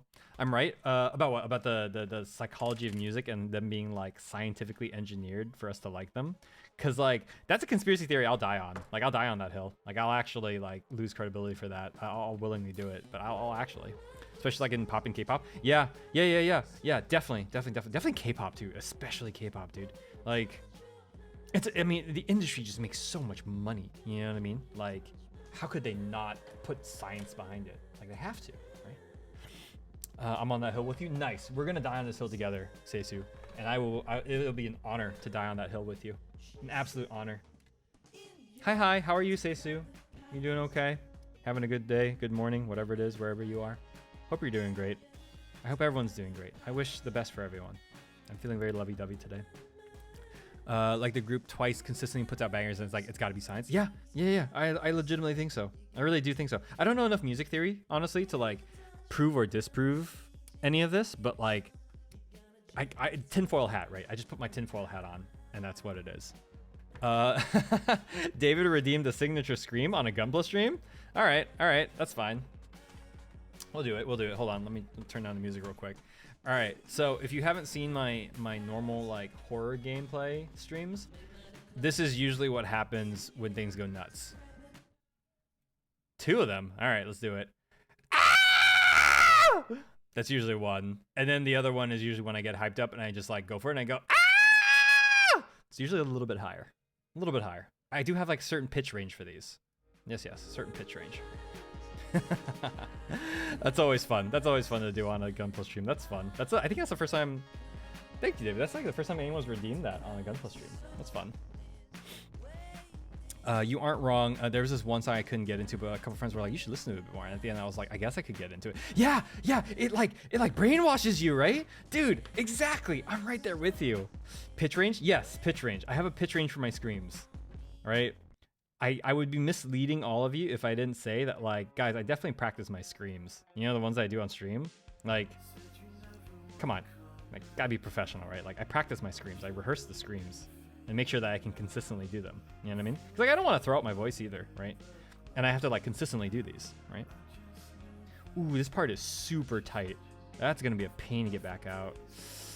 Okay, well, that's fine. This is why we're doing this pre-assemble here, right? Range. Oh, Stacey, look how beautiful she is. Look at her.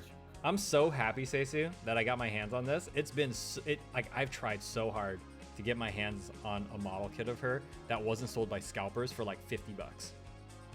Right? Like I absolutely just refused, you know. About one for my SO2. Oh, lucky SO. Lucky partner indeed. Lucky partner. I love this. She's a beautiful kit. So the plan for her, Stacey, is that after I finish this, I'm still waiting for some paints to arrive, but we're gonna paint her. We're gonna do her up nice and pretty, and we're gonna paint her with lacquer instead of acrylic, which acrylic is my favorite usually because it's just easier to work with and it's non-toxic, so my cats don't like die. But we're gonna take some extra precautions, and I'm gonna be painting her with acrylic eventually. Not acrylic, sorry, painting her with lacquer eventually. I'm really looking forward to that. Lacquer leaves a super nice polished finish for gloss, and that's the kind of look that we're going to go for. Question? Yes, David. Answer. Or at least I hope I have an answer. I might not, but I probably do. Where's the head clear piece? There is none. Do you see the let's see if we can get it close here, right? You see the green parts for the eyes? Sorry, let's try to See the green clear part? See the green eye part? Hold on, let it focus. That's actually a plastic piece. That's not a sticker. It's not a clear part at all. Yeah, here, check this out. You have one moment to recheck the manual. No, there's no clear part. Look, this is the eyes. This is the runner that the eyes came in. They actually colored the eyes, which I actually think is aesthetically a really good choice. Just because her eyes are bright green and it's not conducive to have a clear part and try to paint it with like clear lacquer and then have it show up. I own a high grade Ariel. I mean, I guess. I don't know what to tell you, dude. The only clear runner I have is this guy, which is the permit score one. Otherwise, this was the only eyes that it came with. Maybe I'm wrong. Let's check. Let's recheck the manual.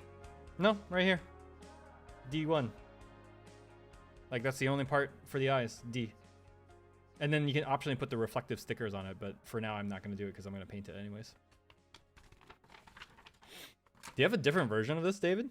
That'd be kind of impressive. That they have like 2 generations of this. It does look nice. Thank you. Appreciate it. I never said about the eyes. The head clear piece? There is no head clear piece because the only back part is this piece, and this connects the entire thing. So no, I don't have another one. This top one, this red one, right? There's nothing.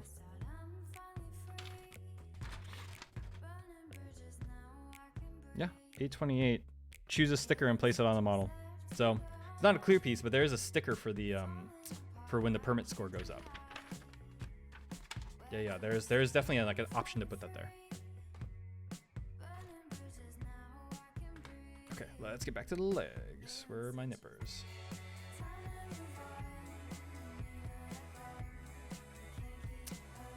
There's a tint clear over red stripes. No, this is it. This is what you're talking about, right? This is only for there are only 2 pieces for the chest for this. It didn't come with anything else. The instructions also don't say to use anything else either. But it did say to choose between using these ones and then the clear one for this guy, which I've used the clear ones for now just because I'm going to put these on later after I've painted it. A16. A16. Oh, this guy?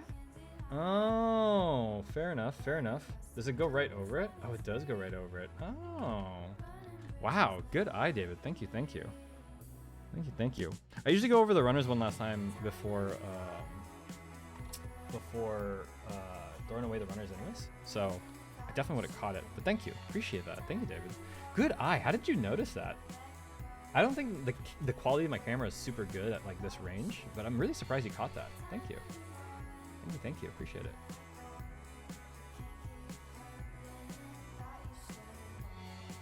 Do I need to polish these? No, the nubs are at the bottom, right? Yeah, the nubs are at the bottom. All right, here we go, chat. This tiny little, there it is. Awesome. Thank you, appreciate it. I noticed the red was a bit too red. Yeah, fair enough, fair enough. Yeah. Yep, that is the last step right here. Yeah, I missed that. I got too excited talking to chat. That looks so great. Look at that. Look at that clear part. I love that. That's so cool.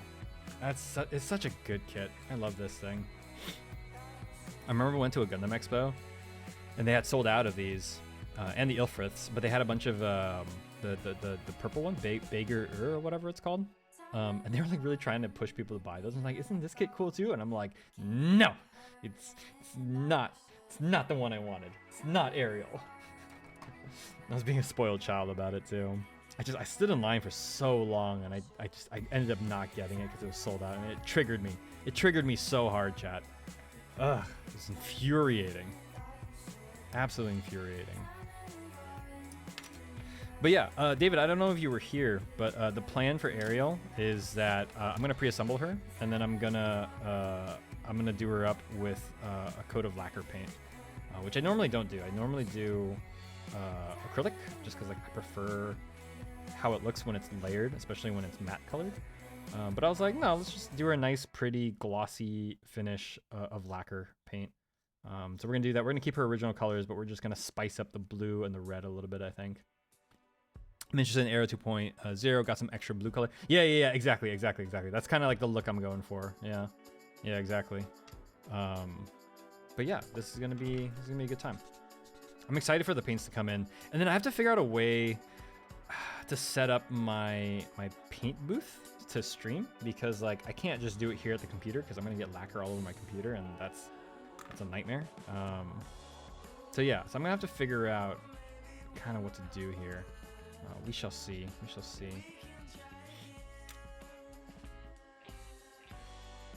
let's see. Where are we going? Apply sticker to inside of parts. Oh, I see. That's fine. We're not gonna do this now. We're gonna do this after I paint everything. So, not a big deal. Alright, let's skip to this page. Right? Yeah. Hold on. Yep, we're here. Nice. You guys get to stare at some color too. Look at that.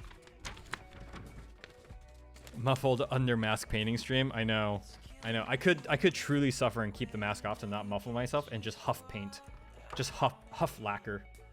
Super healthy thing to do, right? Just inhale all the lacquer. I joke. I'm gonna keep it safe, obviously. Don't want to be a bad example to kids, but yeah, it's gonna be an interesting time. Let's see, what is this? B10? 10. Got it.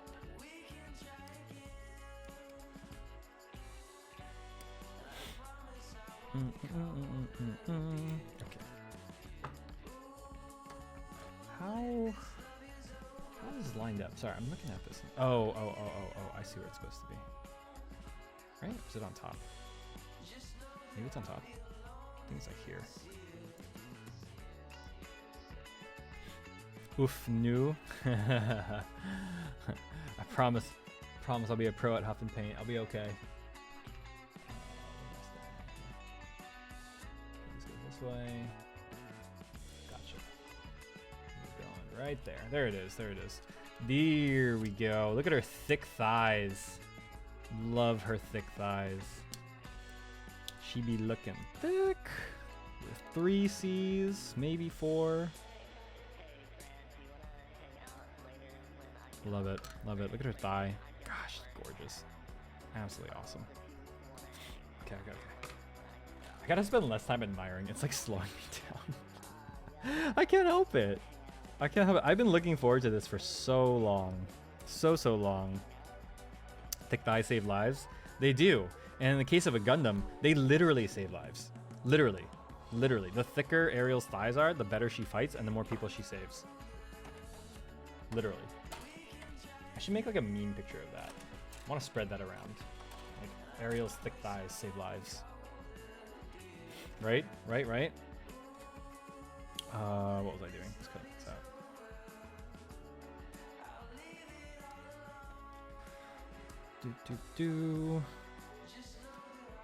I love it.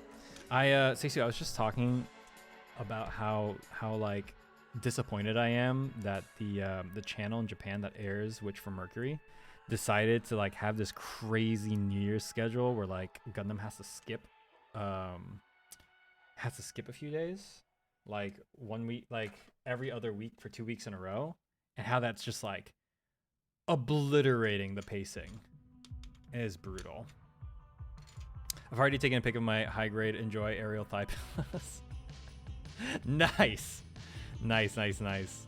Stacey, yeah, it's terrible with the current plot. Yeah, because things are actually picking up, right?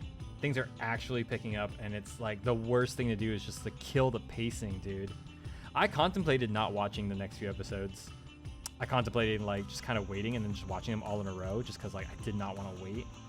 But then I thought to myself, I'm going to rewatch all this anyways, so I went ahead and watched the episodes. and the week before next, I'm definitely going to like rewatch all of them in a row and then watch a new one. Be glad it's not Unicorn, which took 4 years to finish. Yeah, and with what to show for it, because that series was not great. Was definitely not great. The music was good. I like the music in Unicorn, but that plot was just like pretty mediocre. I only watched the last one like yesterday, so I'm taking my time. Yeah. As you should, just because like it's gonna, I don't know. Again, like the pacing is just gonna kill it, dude. Pacing is rough. Like they really neutered that show. Sad. So sad. So sad. Okay. These sprues are pretty small. It's not too bad. Again, I'm leaving a lot of this like roughly sanded because with the primer that we're gonna use, the surfacer that we're gonna use, you're not gonna see any of it anyways, right? So, okay.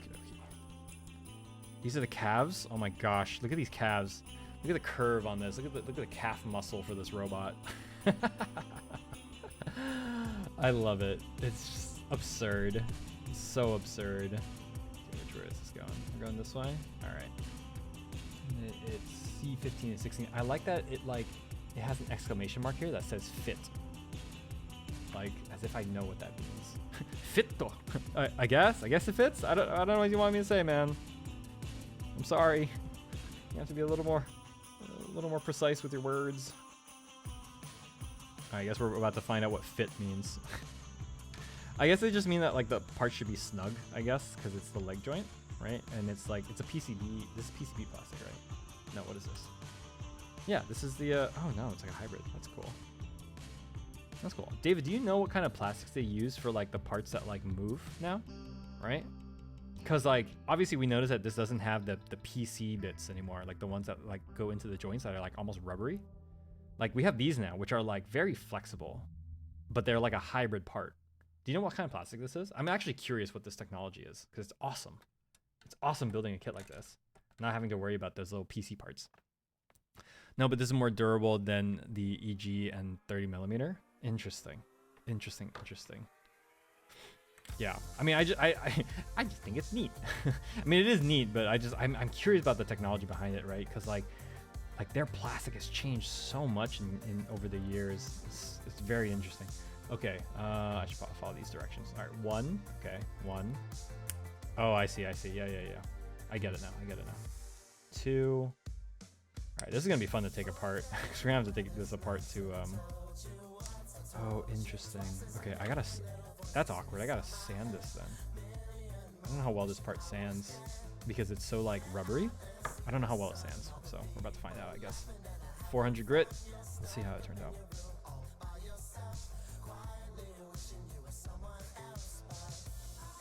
Okay, not too terrible. I could polish it later if I wanted to. I might end up doing that later. I don't think I want to do that now. Alright, so here goes the knee. Right. There we go. Right in the knee. Nice. Nice. Oh, she's so flexible. Not being creepy at all. I don't know what you're talking about. Okay. Okie dokie. Then we got a bunch of armor pieces, right? A2.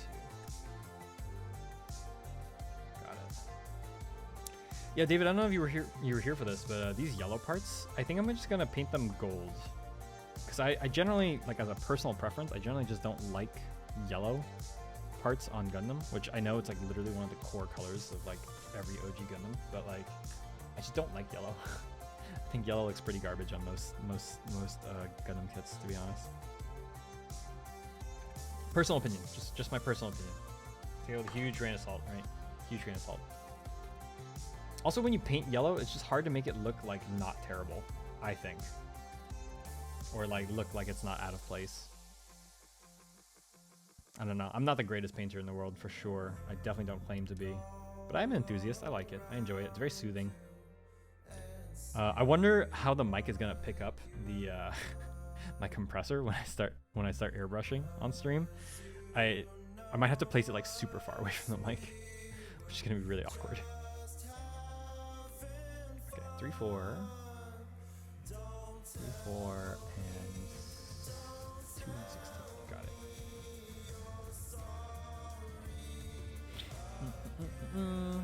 Really looking forward to it. It's gonna be my first time painting lacquer, so I'm really excited to see how it turns out, or to screw it up. You know, in retrospect, maybe I should have test run on a different kit before I do it on her. I just heavily panel lined the vents to reduce the brightness of yellow. Huh. Fair.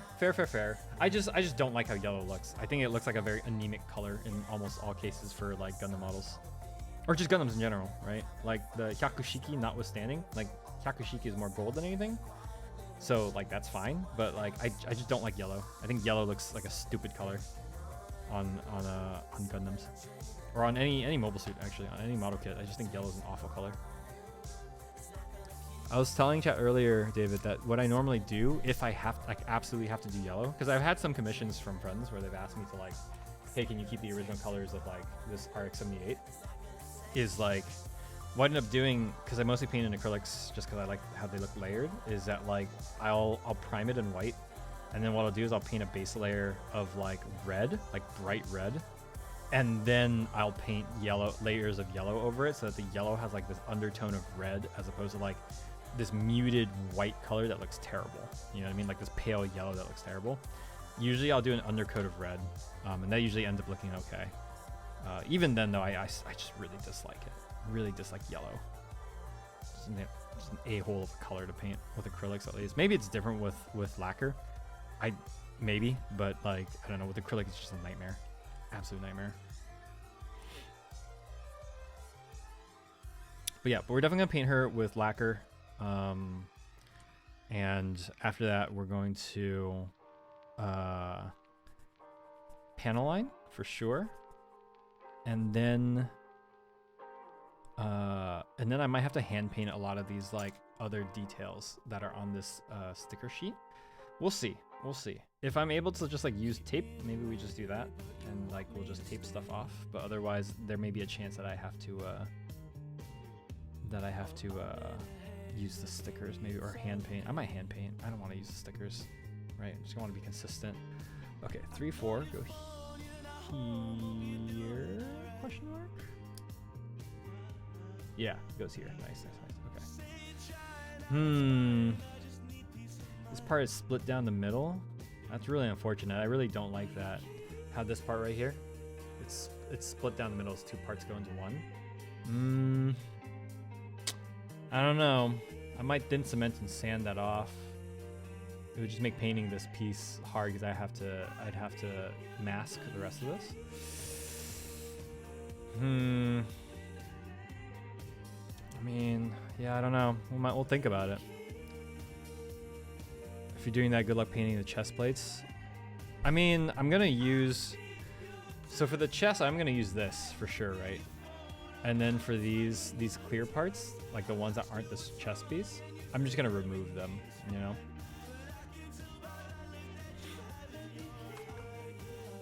If you want some tip on how to deal with it, I have a YouTube video for it. To deal with what? Painting what? Because I already have a plan for all of this. It's not like I'm sweating anything. I'm just kind of ticked off by this part right here because it's split down the middle. Kind of want to thin cement it and sand it off, but we'll think about it later. The gun format color? Of this pattern here? Yeah, that's fair enough. Yeah. For sure. I'll think about it. I'll most likely end up wanting to do something remotely similar to it. So, all right, where are we putting this guy? Here, sure.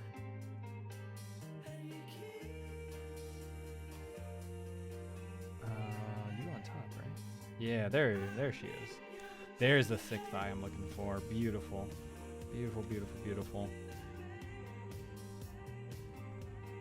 Oh, interesting. Wait, did I put this on wrong? Is it meant to like stick out? Oh, it does stick out a little bit. This little knee piece right here sticks out. Oh, cool. All right. Not a big deal. All right. Attach the foot. Oh, the foot doesn't really flex. Oh, fascinating. The foot, the core foot piece only flexes this way, and then the rest of the foot to turns on it. That's super interesting. Huh. I've never seen that design before on a kit, I don't think. That's so interesting. Or have I? No, I don't think I have. That's super cool. Don't go forward too far with the ankle, like this way. Yeah, I see it. That's fair. Yeah, I see it. Thanks for the warning. Yeah. That's cool. Nice. All right. Second leg. We're making okay time. Okay time, folks. I'm having fun. Hope everyone else is having fun too. Enjoying the jams. What is this song? Hard pass. That's better.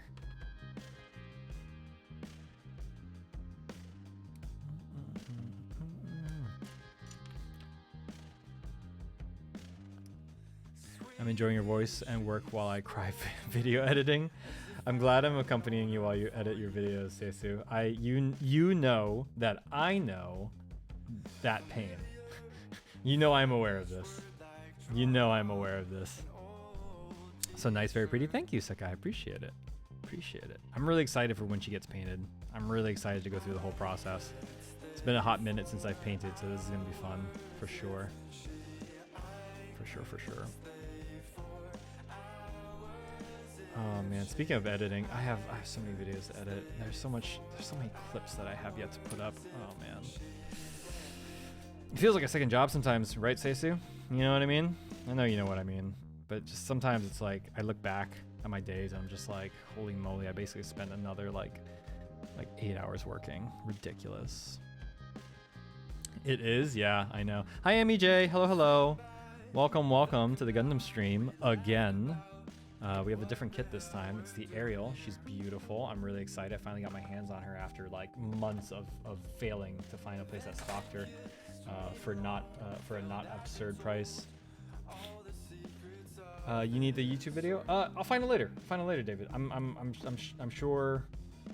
Because I think I might have set up my my mod bot to not allow links, so I don't think you could link it to me anyways. But if you tell me what the name of it is, I'll just type it into YouTube. Appreciate the help too, by the way. Appreciate it.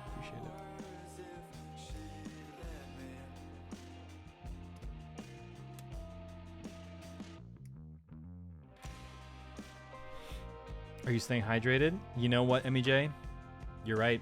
I'm not. Thank you. That's a good call. That's a good call. Yeah, luckily I'm not screaming too much during this stream, as it's not quite prompted unless someone redeems, which David did twice. Fun fact. Which I was very, very amused at. Very, very amused. Good boy, thank you. I aim to please. Especially you. What? Anyone. I aim to please anyone. I aim to please everyone. I'm a people pleaser. It's a personality flaw. It's a real bad personality flaw, actually. Scream? Yes, my signature scream, which you redeemed. Me. Ah! There you go. There's your scream. I was just telling everyone, MEJ, that like I definitely like practice my screams. Like I don't just like randomly scream. Like definitely, it's a very practiced behavior. Because I have to make sure that like I don't blow out my voice, right? So yeah, fun little not so secret, everyone. Yeah, I do practice that scream. Absolutely. I'm supposed to be drawing, but I'm watching you put together Ariel. Aw, if you're supposed to be doing something, please, it's totally fine. Just have me on. That's totally fine. And draw. Like, you know, you don't need to pay attention. I promise. We're just chilling here. We're just chilling until people redeem screams. Don't mention things to me or I'll redeem them. Hey, look, it's part of the fun. It's part of what I do. It's part of the content I create, Emmy.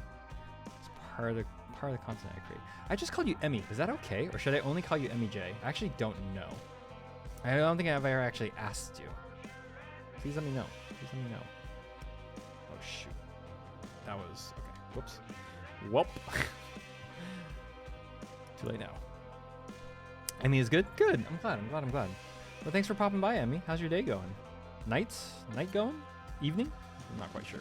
Everyone just calls me Emmy? Yeah, sure. I mean, I don't want to call you something just because everyone else calls you that. I want to call you something that you want to be called. So, you know, correct me. Please always correct me. Please. But yeah, how's it going? How's your day going? What have you been up to? You having a good time? Relaxing? Whoopsie. Put that runner upside down by accident. 7:21 p.m. here. I've been in bed all day. You know, that sounds like a successful day to me. Could be wrong, but to me that sounds chef's kiss. Absolutely. People pleaser that hits too close to home. When you figure out how to dammer it, let me know. I don't know if that's a typo, but yeah, I'll try to figure it out. You know, it's funny, like getting more into like deep thoughts here, but you know, a lot of it's like this balancing act, right? Of like being selfish versus being selfless. And depending on the culture in which you grew up, like one of those things is going to be more powerful than the other, right? Like that is just inevitable, right? And which way it leans depends on which culture you were born and raised in. And I'm not saying that like any of them are particularly better or worse than the others, but like, yeah, you know, you have to balance them, and you have to be aware of how much you balance.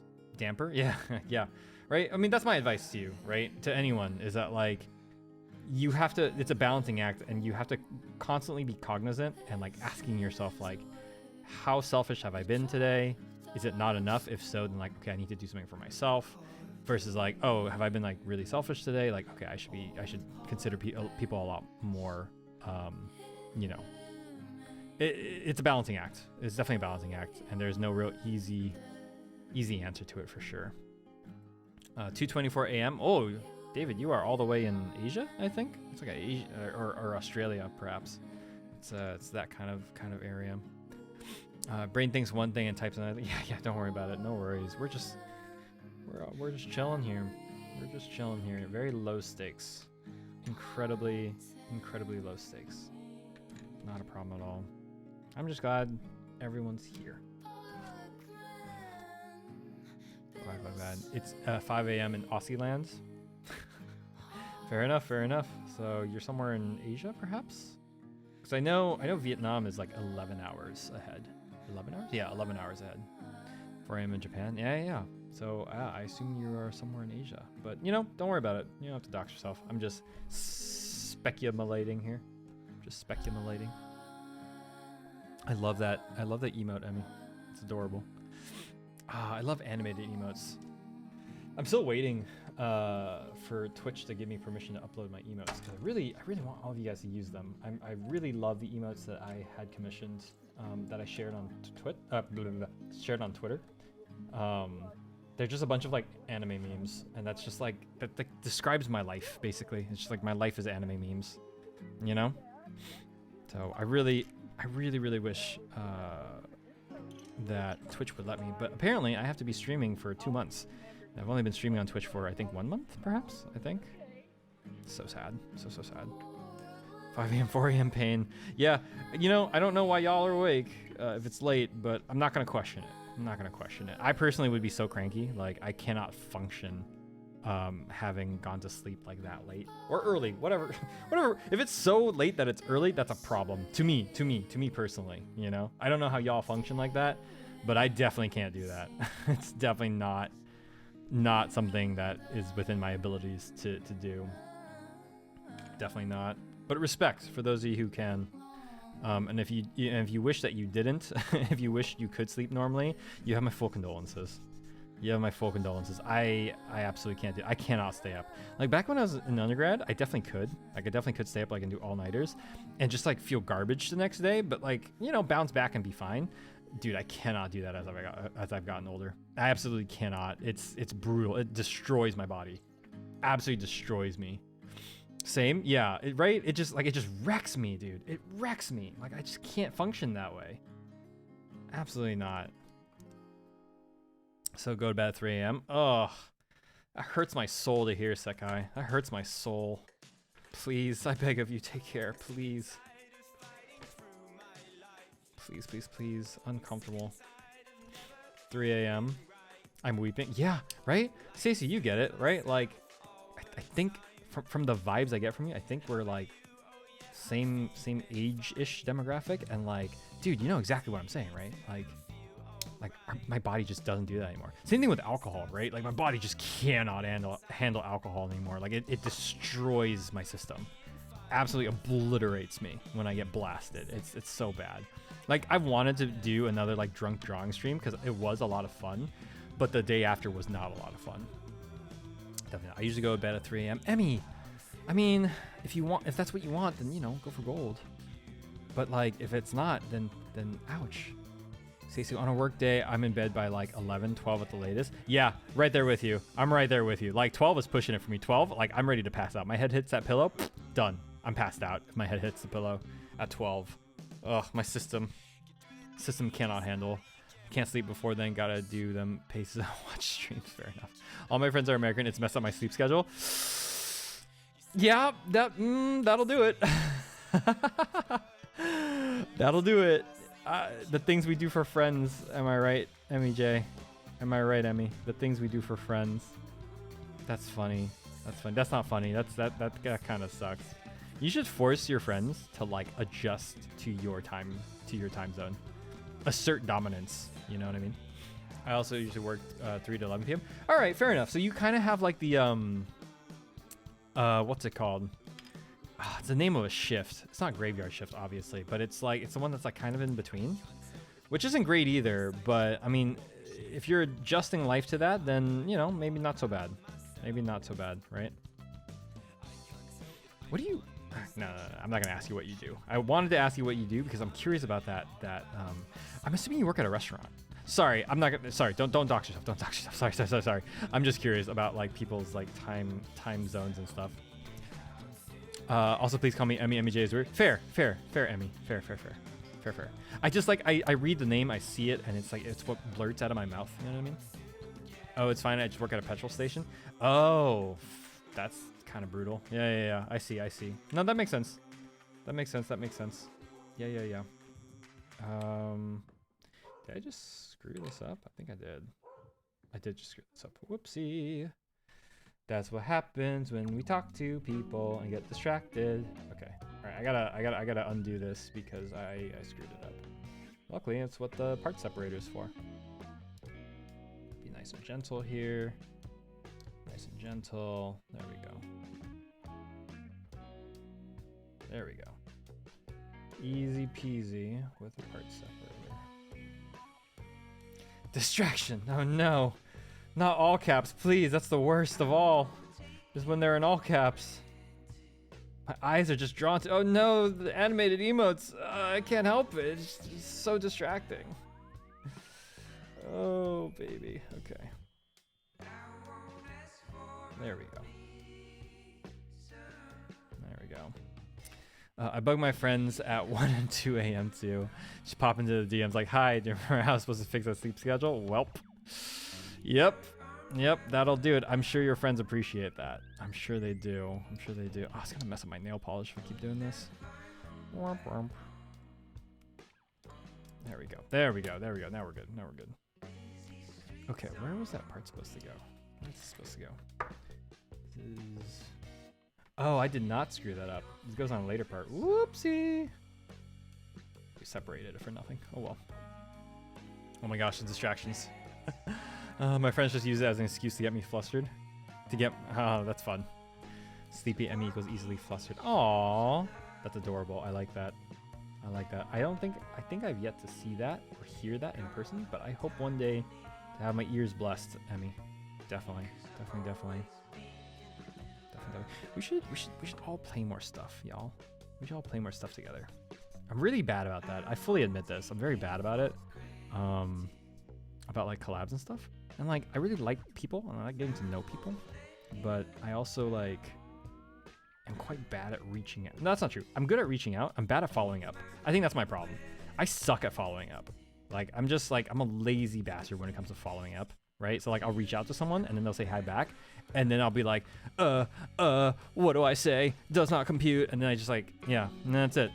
It's terrible. But I do want to do more stuff with people. This community is awesome. I want to get to know more of y'all. So yeah, definitely for sure. All right, screwed that up a little bit. Gotta sand that off. We played together before? Yeah, I know. I mean, like, we should do it more. That's what I'm saying. I mean, should do it more. One just say, oh, what am I gonna do with you? And was like, love me, that's all you can do. Lol. Sounds like a good friend. I approve of good friends. We could all use more friends. But it's hard. Age of internet, it's kind of weird, kind of rough. Right? So things aren't easy. Things are not easy, definitely. Let's put this back in.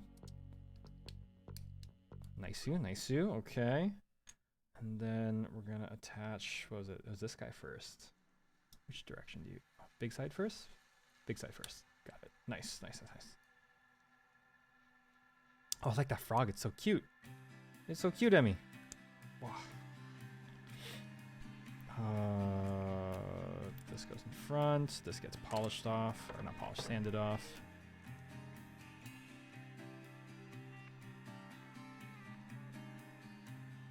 Alright, nice. Looks okay. It's C's frog? Oh, you're right. It is. Yeah. Yeah. I think then that means that I probably have that emote too. Which way do you go in? Uh-oh. Wait. Which direction does this go? It goes this way. There we go. Nice. Let's get a bit tighter. There it is. Nice. That knee joint looking good. Nice. Okay. These guys go up here. These guys go around which way? Other way. Right? I don't like this song.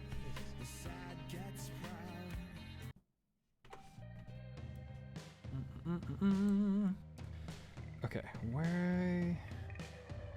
Which direction? Oh, did I screw up this leg? I think I screwed up this leg. Oh, that's unfortunate. Okay. All right, that's good. We can take that. We can take it back out. This comes here. Right? Yeah, this is it. All right, screwed up for a second there, chat, but we are back on track. I guess it's so distracting. I can't use that. I can't constantly use that excuse. I'm gonna run out of using that excuse. No, you guys aren't distracting. You guys are distracting in the best way. You're keeping me company, which I really appreciate. You like Spyro, right? I did. I definitely haven't like kept up by any means, but when I was a kid, I definitely I definitely really enjoyed it, right? I definitely really enjoyed it. But yeah, I played a little bit of the remaster, right? Like the OG remastered. I played a little bit of it. And it was fine. Like, I'm definitely obviously a better like hand-eye coordination than I had when I was a kid. But yeah, I enjoyed it. It was okay. I just didn't play it like super long. I did not play it super duper long. Oops, I screwed it up again. Yeah, nice emote though. It's very cute. I like it a lot. I like it a lot. Very cute emote. Okay, let's separate these.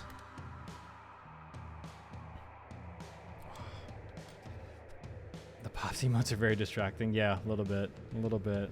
Why are you guys trying to distract me? Don't you want to see me finish this model?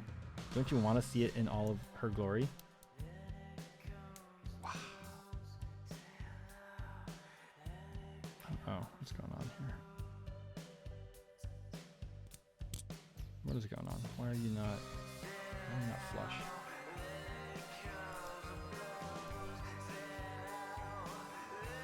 Huh. Odd. Sand this off maybe? It's not flush. I don't know why it isn't flush.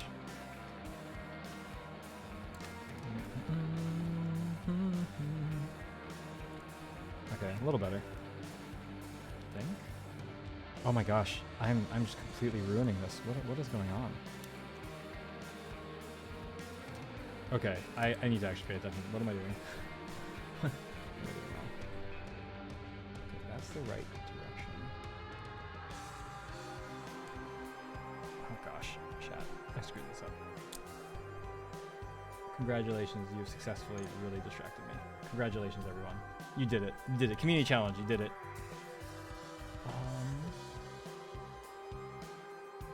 Is it going the right way? This did not go the right way. I have this backwards. Of course I do. Yeah, we did it, yeah. Nice finish to the community challenge. Well done. Well done, well done. Okay, this definitely goes this way. No? No, it does not. Oh my gosh. Oh my gosh. Okay. This goes here first. Forward. Here. And then here. Oh my gosh. Okay. That took way longer than it needed to be. Amazing.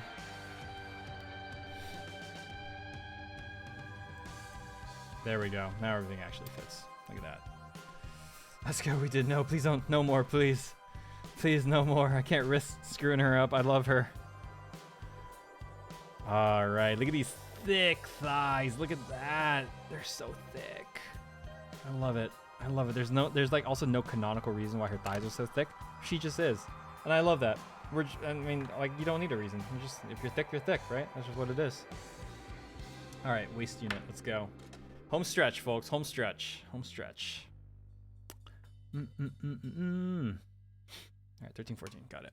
Home stretch. We're at the home stretch, everyone. I cannot wait to paint her. I'm so excited. So excited. I'm sure I'll make a lot of mistakes. You know what? I actually have you know what? I think I know what I'm going to do.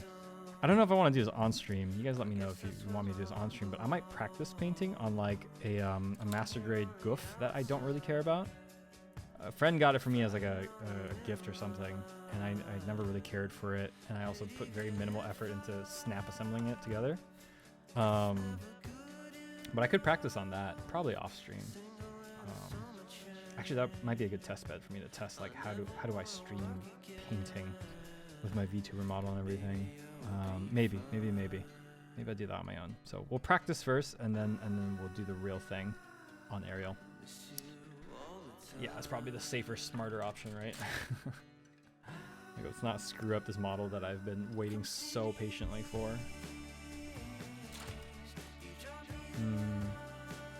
I love painting. It's very soothing. Like, it's just a very soothing exercise, you know? And I never thought I'd enjoy airbrushing that much. And I honestly didn't really do it until like fairly recently. Because I've always built Gundam models, but I've always kept them kind of like, you know, the color they are. Or the color the plastic is, I should say.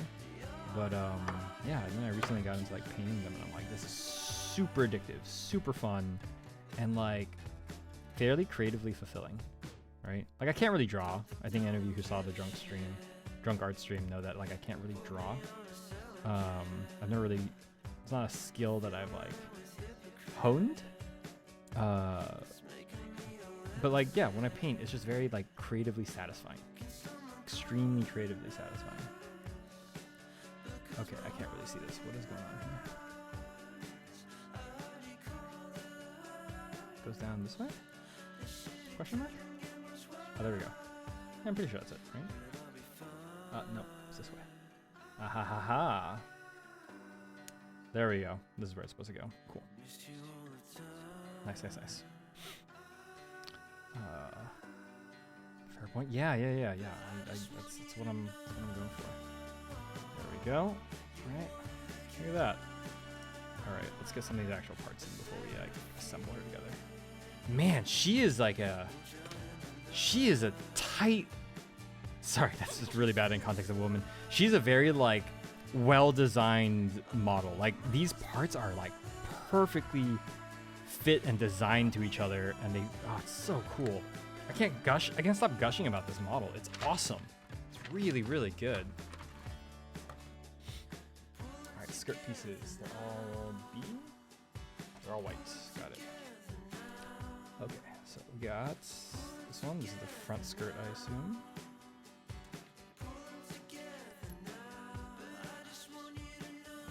Whoops. No. I know I said there'd be no screams this stream, but no guarantees if I lose a piece, I might actually scream my head off. Oh, can you imagine waiting all these months for this model just to lose a piece by accident? Oh my god. That would destroy me. Absolutely destroy me.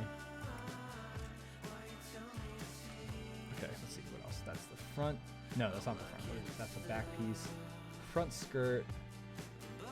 Lighting the other parts. Okay, alright.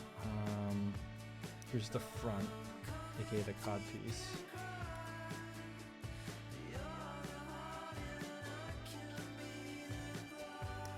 I always find like mech crotches to be very amusing. Like, they're just very funny. The concept of like needing that on a robot. You know what I mean? Love it. I mean, you might as well, right? Like, it's a giant robot. There's nothing realistic about it at all. I used to, when I was a kid, and when I say kid, I was like probably a teenager more or less, right? Back when I was like still doing like a lot of like math stuff and like physics, like I would like toy in my head, like I daydream during lectures. I daydream about like, in what world would like a giant fighting robot be like advantageous? You know what I mean? Like, realistically, how would we use giant robots? And then eventually I came to the conclusion that they're very much not realistic at all. There's literally no use for them. They're entirely useless. Entirely useless. That's funny, yeah. But no, robots are entirely useless. There's literally no reason why in war you would ever need a giant bipedal humanoid robot. Ever. There's literally no reason to. No reason to. Having a robot that's like human shaped and like human sized, yeah, definite benefits for sure. Like robot infantry, yeah, definitely a thing. Like infantry is very important, right? In like real war. But like a giant robot, nah, there's never a reason to have a giant robot, unfortunately.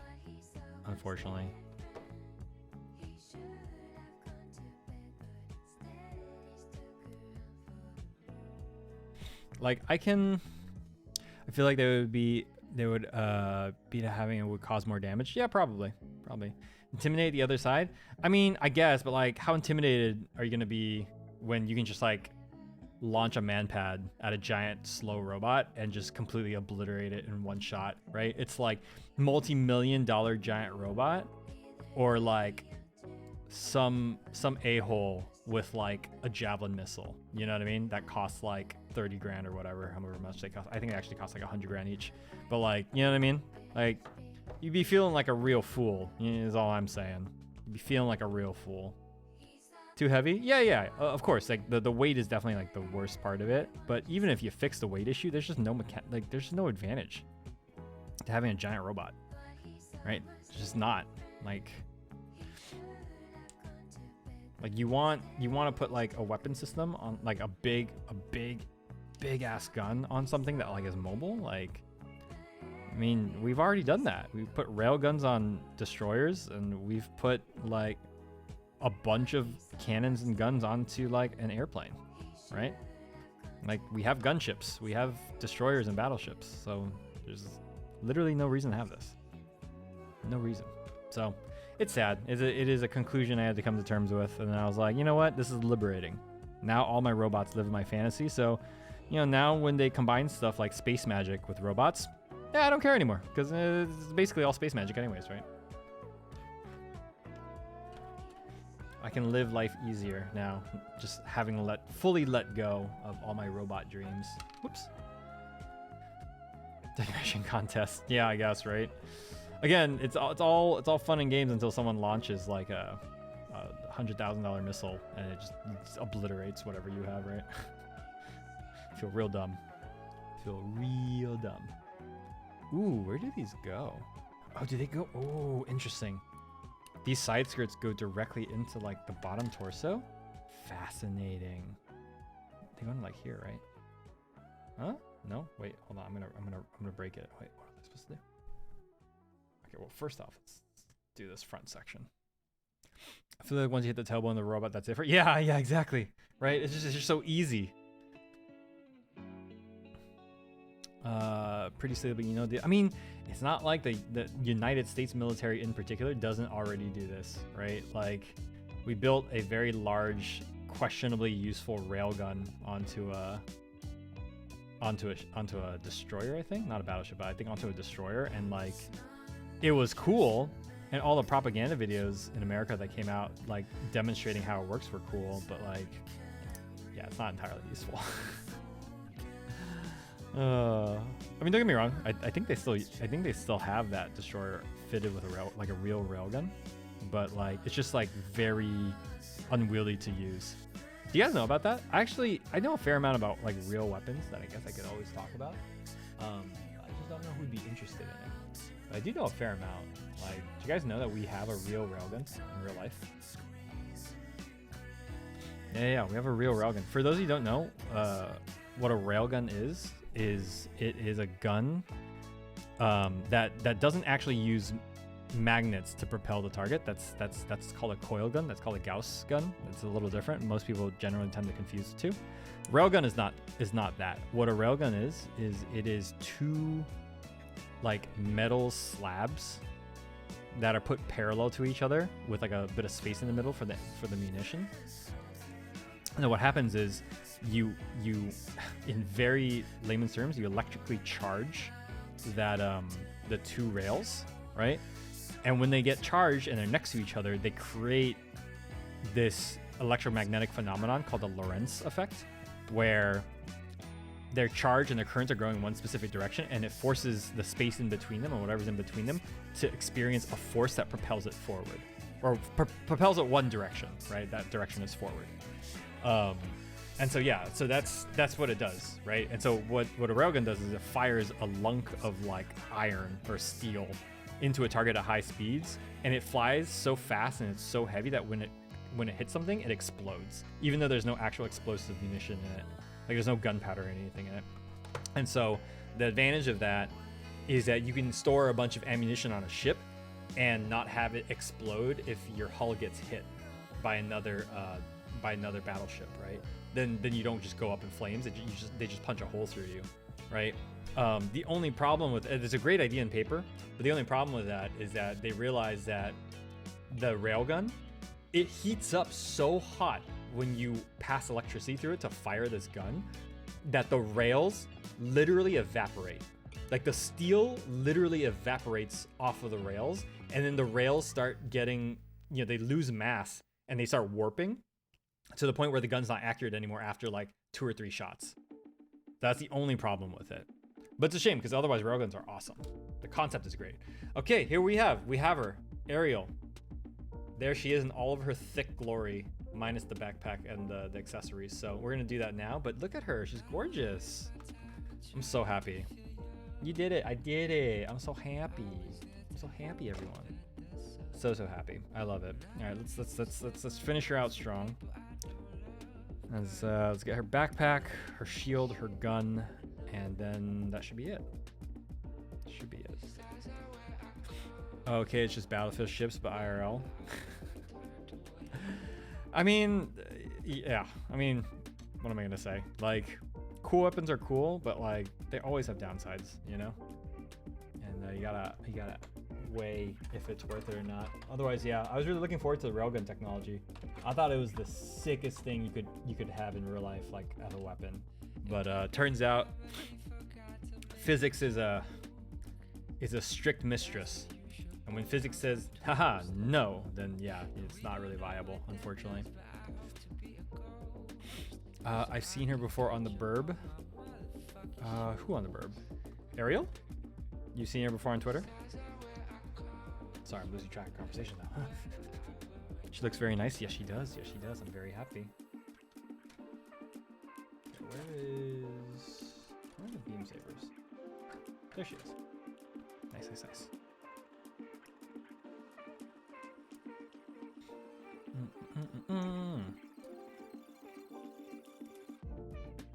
You know, it's funny. I talk all the time with a bunch of people from other departments. Obviously, like, you know, school's not that big. Right? Miskatonic isn't that big. So I do always have fun drunk conversations with the guys in the physics and the engineering departments, because like, I mean, these guys are just a good time when they're drunk, right? Like they're just wacky, and they like go over a bunch of like science stuff that like I definitely don't understand, but they're so enthusiastic about it, you know? Last time I was hanging out with them, I think like 3 of them were going off on like this very passionate rant / like explanation about like the future of modern warfare, and about how it's gonna come down to just like infinitely more missiles that like are very smart and like can track you through like anything, / missiles that are super fast. Yep, I realized I watched a video on her on the Burb. It was very cool. Nice. Yeah, I think most people really like her design. I know I definitely do, but her design is just like S tier for sure. But yeah, but they were talking about like the future of like weapons and stuff, and they were just going over how like there's just gonna be more missiles that travel super fast, like missiles that like travel, I think, what is it, like 5 to 10 times the speed of sound, which is kind of absurd. And about how they're going to be like hyper maneuverable, so like even if they miss their target or whatever, like if it's in a jet, like they'll just turn back because they're smart enough to like turn around. Crazy, absolutely crazy. Future is wild, guys. Future is wild. Future is also just full of like weapons that'll kill you before you know they're there. You know what I mean? Like with all the stealth bombers and stuff. Ooh, I accidentally clipped off a bit too much there. Okay, we're okay. But yeah, but pretty soon Warfare is going to look absolutely unrecognizable. So as much as I love all these sci-fi shows and Gundam and everything, like, you know, it's the future of Warfare is not going to be this. So we might as well enjoy it in anime form, I suppose. Am I doing this wrong? I am doing this wrong. What am I missing? A4. Where's 4? Ooh, this is a nice funky song. I like this.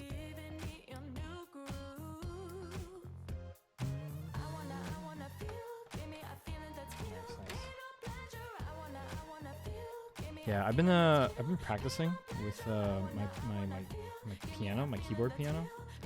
I'm like trying to get back into it, but like trying to operate both hands independently and sing at the same time is a bit of a struggle. I was already like not a good pianist to begin with, so you know, trying my best here. But yeah, I'm doing a bunch of stuff on there, and like maybe eventually I'll be ready to do like a karaoke stream where I sing stuff that's specifically just like me on piano. That's a dream. We're gonna get there. I need to practice more of it. Yeah. I'm ready to see flying cars in the future. I was promised them. I'm not. I don't want flying cars. That sounds like an awful idea. Can you imagine? Like, not to burst anyone's bubble, but like, can you imagine? Like, people. Maybe it's because I'm in Massachusetts, right? Where like no one can drive, but like people are already the worst drivers. Can you imagine? Can you imagine how worse it'd be if people were able to fly in the air. Can you imagine the accidents that would happen? Because people are just like awful drivers already. Ridiculous. Absolutely ridiculous. It's hard enough with two hands, and you try and sing rip. Yeah, rip indeed, rip indeed. I used to be able to do it fairly well when I was a kid, but then I stopped doing music for a while, so it's just me trying to get back. I feel like with certain things in anime, you should stay in anime, but I know realistically it won't. Yeah. Karaoke stream. Ooh, yeah. I mean, I had that cover stream. Was it yesterday? No, I had a karaoke stream like impromptu, like earlier in the week, and it was okay. But yeah, I don't really know how to play piano yet, so once I am able to. Oh, this arm is so loose. Look at this. It's a little annoying. What are we gonna do about it? That sucks. All right. Okay, that's it. There she is, main Ariel. Okay, she looks gorgeous. Her design is freaking S tier. All right, now let's work on the last few bits. Literally her bits, and then we're gonna call it a stream. Should be maybe another half an hour, I think, maybe. And then we're gonna call it. So. Yeah, it will have taken me 3.5 hours to put it together. Not bad considering I kind of took my time. I definitely like sanded a lot of parts of her just to make sure that we end up ready to paint, right? Ready to go. See? That's fine. I don't need them to be up anyways. So yeah, so she's, all things considered, not bad. Not bad. When you put it that way, my gosh, that would be bad. I'm picturing it now. Yeah, right? Like, just like imagine your typical driver in America who's already like a fairly bad driver, very aggressive, right? Dunning-Kruger effect to the max, right? Of just like very unaware that they are the problem, right? And they think that everyone else is a bad driver. Now picture putting them in the air, like 2,000 feet. No, maybe not. Maybe hover cars would be lower than that. Like imagine putting them like 50 feet in the air. Like that's just so many disasters just waiting to happen. So many disasters. Cannot imagine. Alright, this was A16. I don't know if we've used this part yet. I'm gonna have to go back.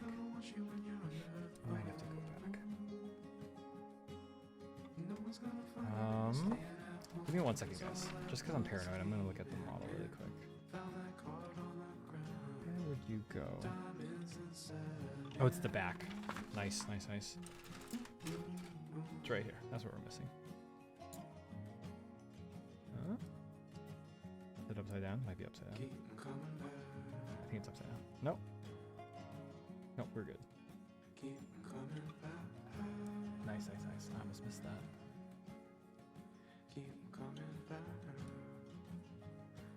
Nice. I feel like hover cars would be better, like a normal car, but without the wheels. Yeah, but like, what is the problem with wheels? You know what I mean? Like the amount of energy. Sorry, I've been talking to way too many engineers, right? Like the amount of energy it would take to keep you lifted up off the ground. Like, what is the benefit then, right? Because the benefit of a hover car, I think, would be that like you fix traffic lanes, right? Because right now traffic lanes are 2D, and in big cities it's a problem because like, buildings are 3D. People live 3D. They live high up, but cars only travel on the ground, right? So you have a limited number of lanes, yeah.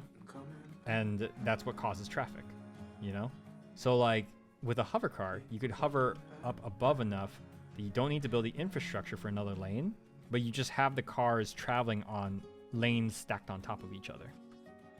That's ideally what the benefit would be. Otherwise, there's no reason to have a hover car. Like, why? Why do you need to hover? Like, just stay on the ground. It's safer anyways, It's also probably faster. Maybe. It's definitely safer, that's for sure. All right. So that's my thing. Ice roads, you drive slightly safer. Yeah, that's true, I suppose. No, ice roads for sure. But like, I mean, like, is that the only benefit? You know what I mean? If that's the only benefit, then people have been putting chains on their tires for a while now, and it's fine, right? I can't imagine you'd have more or less accidents on a hover vehicle than you would on an icy road if you properly like chained your tires. You know what I mean? Sorry, coming from someone who like lives in a snowy area, right? Like, I don't know. This is my opinion. But I'm just a dude. I'm just a VTuber. What do I know? What do I know? But yeah, but I would imagine the benefit of a hover car would be like you can have the drivers create artificial lanes up in the sky, right? So that the traffic isn't nearly as bad. Is what I would think would be the main benefit. Floods, I guess, but how frequently do, like, again, you guys are like labeling like natural things that like maybe occur, but like how frequently do floods occur that you need to drive over them, right? That it would make sense to like consider it this way. If you had to pay like 3 times the amount for fuel for a hover car, which you probably would, like, would you? You know? A lot in places other than here. Yeah, fair. But again, like I can't imagine the amount of energy it takes to keep you hovering is less than the amount of energy it takes for you to spin a wheel, right? So then it's like, who would pay willingly 3 times the amount to hover? Especially in these places that flood, right? Like in Asia, where people like are not that as well off as Americans in terms of like GDP value. Like, how do you convince a poor farmer to give up his little dirt bike or whatever, or like his dinky little car, right? That gets like maybe like, I don't know, like 30 miles to the gallon because it's so small, right? How do you convince him to like not use that and use something that will cost him 3 times as much to operate just to avoid a flood that occurs twice every season, maybe? I don't know.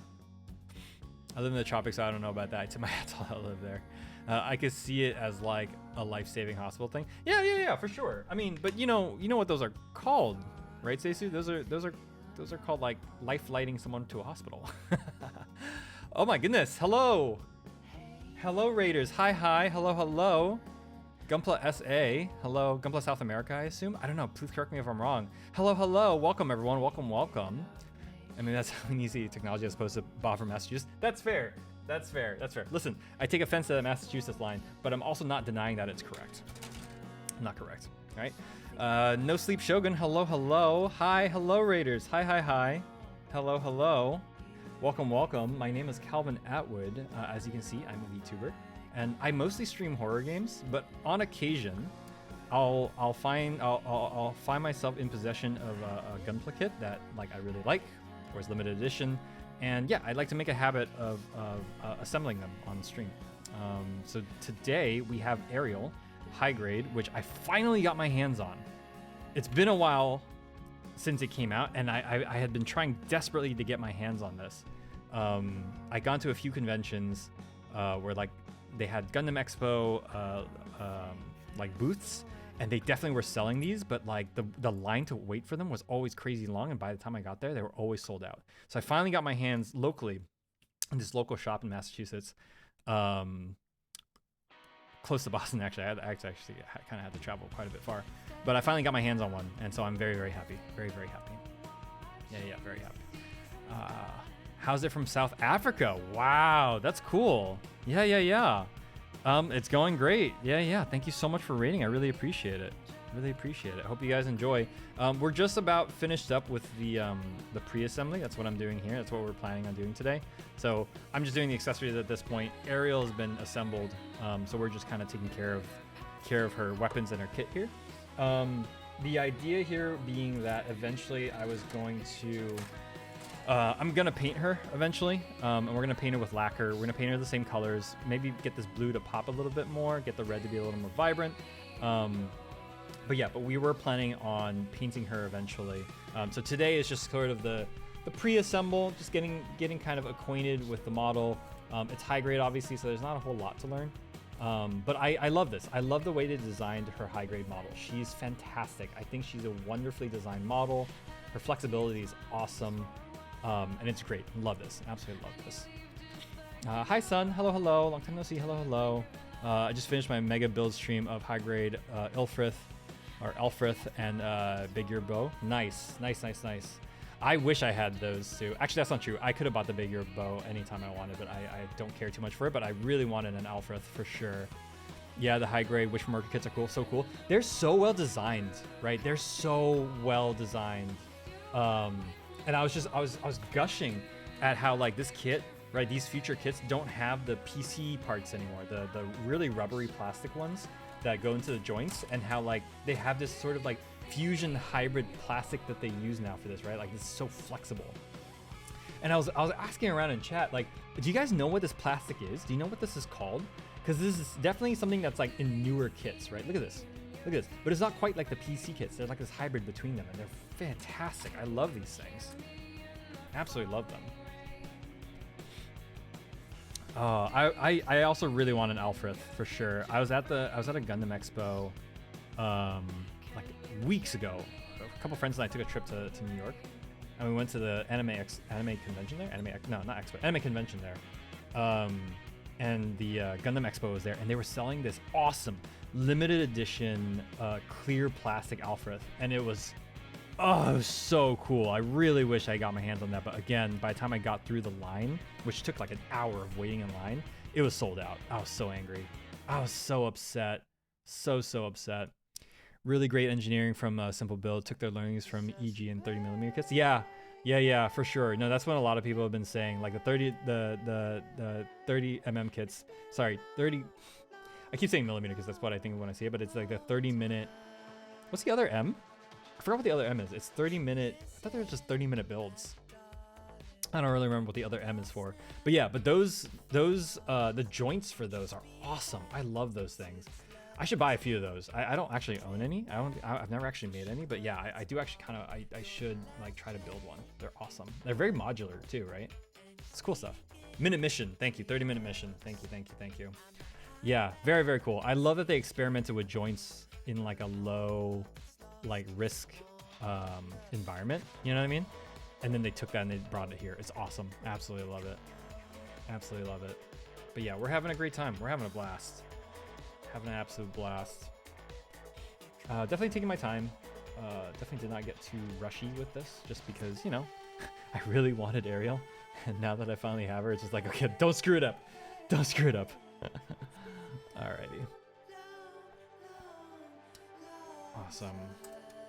Yeah, now the big question is, okay, when I keep her around the apartment, do I keep the shield form, or do we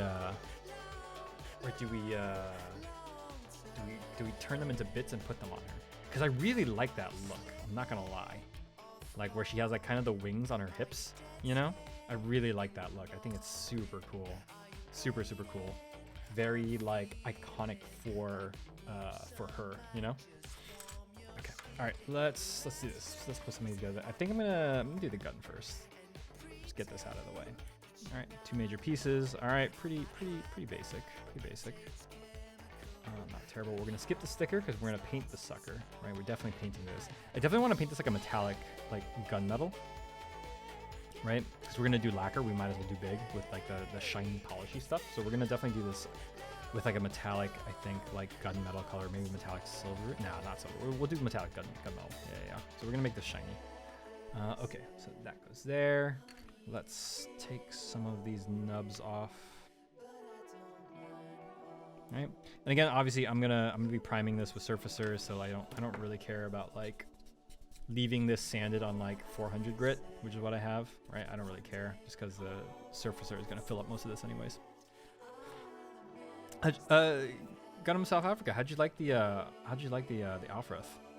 I really want that model. Really want it. I think his design is awesome. I think the face looks really cool. Like, it's this really cool mix of like aggressive but also feminine. You know what I mean? So that like in the prologue of the anime, when Dr. Cardo referred to Ulfrith as a she, it like made sense, you know, because like you looked at her face and you're just like, yeah, that's like face of like a warrior woman. It's awesome. I love the design very much. Very much.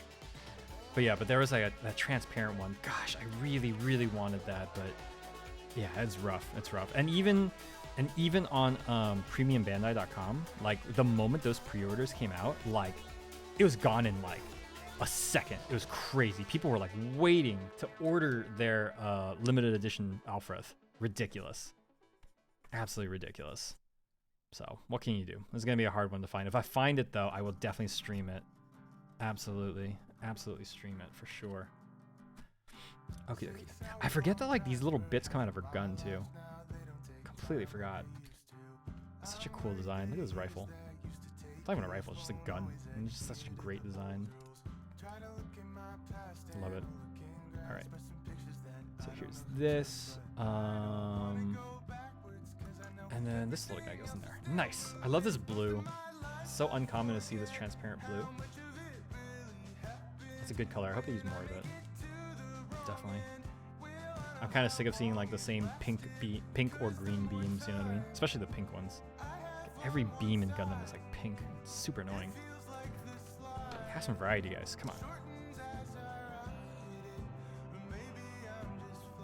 This one I might polish later because like these transparent pieces, like obviously I'm not gonna paint over them, so I might actually end up sanding this down to like 7,000 grit later just to polish it off. But for now, let's just kind of keep it where it is. Again, we're not done with Ariel after the stream, right? Like after we assemble her, I still need to wait for some of the lacquer paints to come in, but we're definitely gonna assemble and we're definitely gonna prime maybe off stream, and then I'm gonna paint her on stream later. Just a shame that the beam colors don't match the anime, which is green. Yeah, I'm with you there, but like this blue is so cool that like I have zero complaints. It's so cool. It's such a great color. I love it. I love it. I honestly wish the anime was like this. That's my wish actually, because I think it's great. All right, C25. All right, we're finished with some of these runners. Toss it. Actually, we're done with. Just gotta apologies and put them together. Okay, 25. Here it is. All right, this is a little clip for her, I guess, to put the gun on her skirt. Yeah, refreshing beam colors for sure. Yeah, I absolutely think so. Right? And I also think they're like, I don't know, it's a way for like Bandai to also flex their like manufacturing capabilities. At least I think it is, right? Where they're just like, where like you just don't see this like transparent blue a whole lot, and they're just like, all right, we're just gonna mass produce a bunch of these, right? And just kind of like flexing their manufacturing capabilities there. Maybe I'm putting too much thought into it, but like I really like it. And I think it's impressive, right? It's a very good blue color. All right, we're gonna spend too much time polishing these or sanding these off. It's not super important. And again, they're all getting painted anyways, so. Okie dokie. This goes in the back? On her butt? No, goes on her back. Goes right here, gotcha. And then, oh, I see, it goes either way. Interesting. Okay, all right, that's cool, I'll take it. Okay, so that's the gun. I'm just gonna go ahead and cut out the beam sabers, even though I'm not really gonna need them. Yeah, look at this lovely color. Nice. I like that her beam sabers are also like kind of bladed, you know what I mean? Like they kind of have an edge, they're not round. I find that really cool. I find that really cool. All right, so those are done. That's fine. Don't need to worry too much about the beams. Okie dokie, let's put together this shield, these bits, right?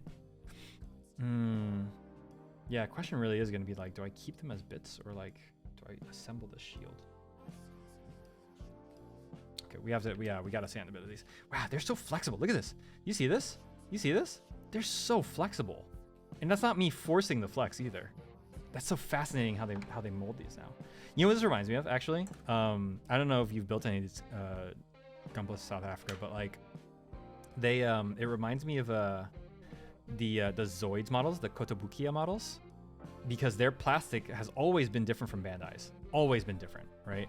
And a lot of those parts, because like the Zoids have to like move around, I would say that they probably pioneered the whole like soft plastic where it kind of bends-ish and has a bit of give, just to support like the Zoids and their like their motorized like little paws walking around. So that's what I'm thinking here, is that Bandai kind of took a page out of their book and was like, all right, let's do a different plastic here. Yep, soft plastic. Yeah. I don't know how many of you here remember Zoids, but I adored Zoids growing up. I love that show almost as much as I love Gundam. It just didn't last as long as Gundam did, right? Like Gundam was a little bigger mainstay. But yeah, I adored Zoids. I had so many of them. I bugged my mom for them all the time. But I remember building one after having built a ton of Gundam models. I was like, oh, this is different. This is like not what I was expecting it to be. Like the plastic was just like very different. Not in a bad way, just like, yeah, it just opened my eyes to like, oh, okay, Gundam models are like not the only way to do like a plastic toy that you assemble. So I thought it was interesting. So yeah, it just kind of feels like they're kind of doing that now here with the aerial. Very cool. Very, very cool. I'm all for it. All for it. All right, let's not go too aggressive on this. I was a bit aggressive there on the sanding. Okay, we're fine, we're fine. And get a bit off here. Okay, we're good. What about this one? Let's switch this on.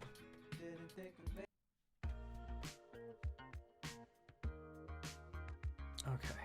All right, that looks okay. Again, we're leaving it rough. Whoops. Blah, blah, blah. Sorry, sneeze a little there. Okay, okay. These go over the top. I'm gonna have to take these apart to paint them, huh? I mean, I could mask this, I guess, but like, I kind of don't want to. I'm scared to remove these though. It's fine. If I can get this part open right here, and then I take the part separator, and then I can probably take this out, no problem. But we'll just have to be very careful when we start painting this. Like very, very careful. I'm excited. It'll be the first time I use my Iwata airbrush because I just got a new one. And it cost a pretty penny, I'm not gonna lie. But I thought it was worth it. I thought it was worth it. Comes highly recommended. Highly reviewed. So yeah, excited to use my new airbrush. It's kind of been living like in my closet for a while, just not doing anything. Okay, so this is a bit. This is also a bit. What are these parts? C22. Wait, what?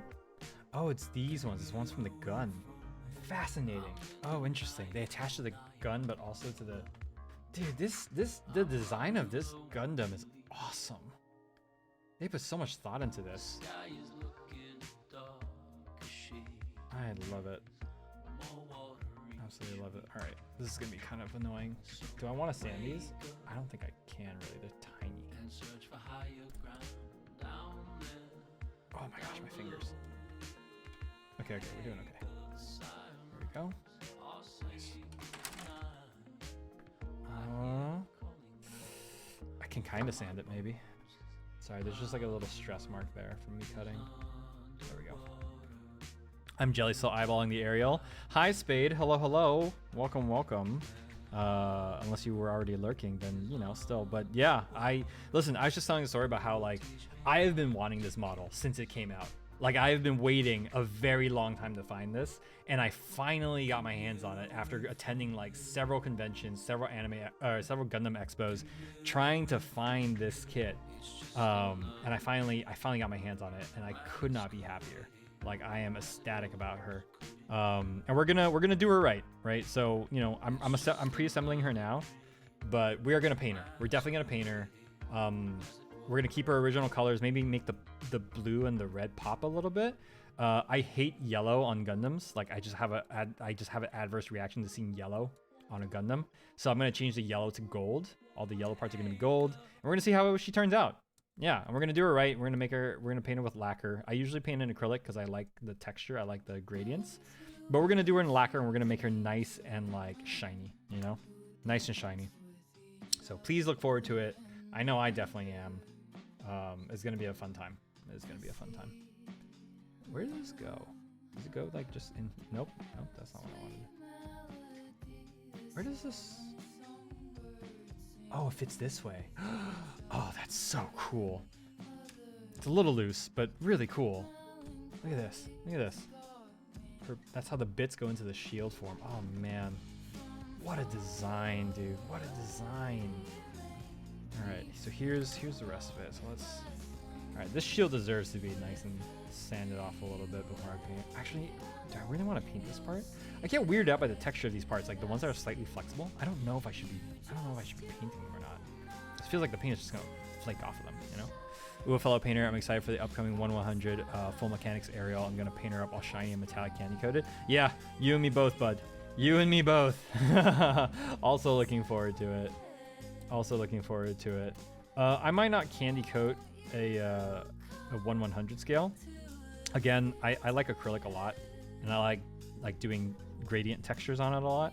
So I'll probably, because I have more room to work on a 1/100 scale, right? This will be my pretty like shiny, glossy paint finish, right? Nice and new and fresh.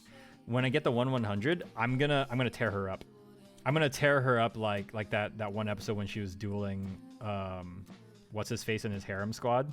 Like I'm gonna make a battle damaged, weathered, torn up Ariel with acrylic. It's gonna be a good time. I'm super excited. Super excited. That's like my go-to aesthetic for most mobile suits, frankly. Or most Gundam models, I should say. So yeah, really looking forward to that. Okay, these go down here.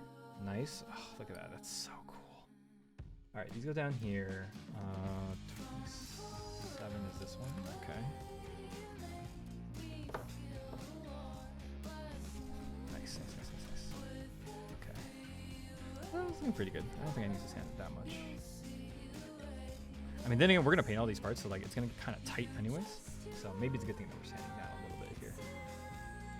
Okay, this goes here. These go around. Oh, that's so cool. Oh, it fits like a glove. Oh, this shield is so sick. Oh, I'm sorry. I should stop gushing and actually finish this model, but I can't help it. I can't help it, chat. It's so sexy. It's so good. I might do banner damage, look for eventual MG Ariel if I ever do a pristine 1/100 full mechanics. Yeah, okay, fair enough. Yeah. For sure. Again, it's all choice, right? It's all your choice, right? So whatever you're feeling like. Which way did these go? Goes this way, and then this way. Nice. I don't have to sand off anything else on the yellow piece. Good. It's gonna be tight after I paint that too. So just already spotting the problem pieces before we start painting. Okay.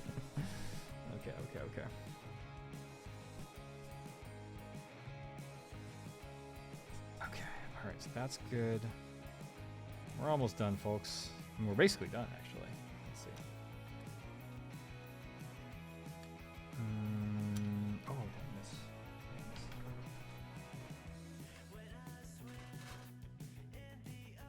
Maybe? Did I already cut it out?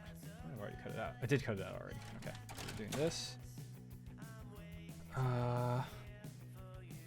This way? All right. Yeah. Makes sense. Or is it upside down? Is it upside down? No, I think we're okay. It's just kind of like placed a little awkwardly. I think. Yeah, I think it's just awkwardly placed. All right, cool. So that's there. This center piece goes here. Oh my gosh, okay. And then this guy goes through here and here. Problem pieces? Don't you mean fun pieces? Yeah, the ones that get real stuck when you paint over them. Yeah, I know. You're passionate about Ariel's Gunpla. It's okay to gush about it. I'm sorry. I'm the biggest nerd. I know. Okay, all right. That goes there. Cool. All right. Is that it? Is this the shield? That's the shield, right? Yeah. I'm just missing some stickers, which I'm definitely not going to put on because I'm going to paint it over later. All right. That's it, everyone. Look at that. Look at our girl. Let's put her together, shall we? Let's put her together. Beautiful. Gorgeous. Precious. Oh, look at her. She's gorgeous. Look at her. Oh, chat. I'm so happy right now. I'm so absolutely happy. Look at her. Oh my gosh. Oh my gosh, our girl Seisu, she's our girl. Oh, she's beautiful. She's beautiful as a dad. Lost. That's not true. I never had her to begin with, but oh, I love it. I love it. I love it. I love it. I love it. Look at this. Hey Saku, hi. She is gorgeous. She is. She's gonna be more gorgeous with a spiffy coat of paint. Absolutely. I can't wait. I can't wait to paint her with like fresh lacquer. It's gonna be so shiny and glossy and awesome. Awesome, awesome. Very nice. Thank you, Sekai. All right, everyone. That's it. That is the stream. I appreciate everyone popping by. Thank you so much for the raid from Gunpla South Africa. Really, really appreciate it. Good to meet you all. Okay, so timing-wise, I don't know, because I got to plan out a few things with the roommates about painting, because obviously painting lacquer is gonna suck in terms of breathing, even with my paint booth, my hood. So yeah, it's I show up and you end the stream. Listen, I have been doing this for 3.5 hours, Saku. Where were you for those 3.5 hours? But yeah, so I'm gonna have to like talk with the roommate about like when they're gonna be out so that I can paint with lacquer, because even with my hood, even with like my paint booth, like it's still quite a strong smell, right? So we're gonna have to come back to whenever I'm gonna paint this. Also, I need to wait for the paints to come in, because I'm making sure I get like nice Mr. Color paints coming in, and not just some random lacquer paint. Yeah. Those paint chems are only toxic if you live in California. Everyone will be fine otherwise. I understood that joke. I know that joke. That's funny. That's funny. I get it. But no, it's never fun huffing lacquer all day long in a small student housing unit. So yeah, I'm gonna have to plan this out. But otherwise, that's it for the stream, everyone. Thank you so much for popping on by. Really appreciate you all being here. Thank you for being here while I gush over her. Look at her, my beautiful baby. She's so gorgeous. Okay, all right, that's it for the stream, everyone. I'm going to go ahead and be a good VTuber, and I'm gonna go ahead and try to find someone to raid. All right, who are we gonna find? I will. I don't know if there's any. If y'all are interested in Gundams, then this is not gonna end well. But I'll pass you over because I find them adorable. I'll pass you over to Dante, who is playing Destiny 2. So if that's not your thing, I'm sorry to hear. But otherwise, yeah, we're just gonna pass you over. But thank everyone so much again. Really appreciate it. Again, my name is Calvin Atwood. I usually stream horror games, but occasionally I do Gunpla stuff. So please follow, subscribe, maybe bless me with subscribe, and drop on by. I do usually fun stuff. Okay, and that's it. So we're gonna go ahead and get this going.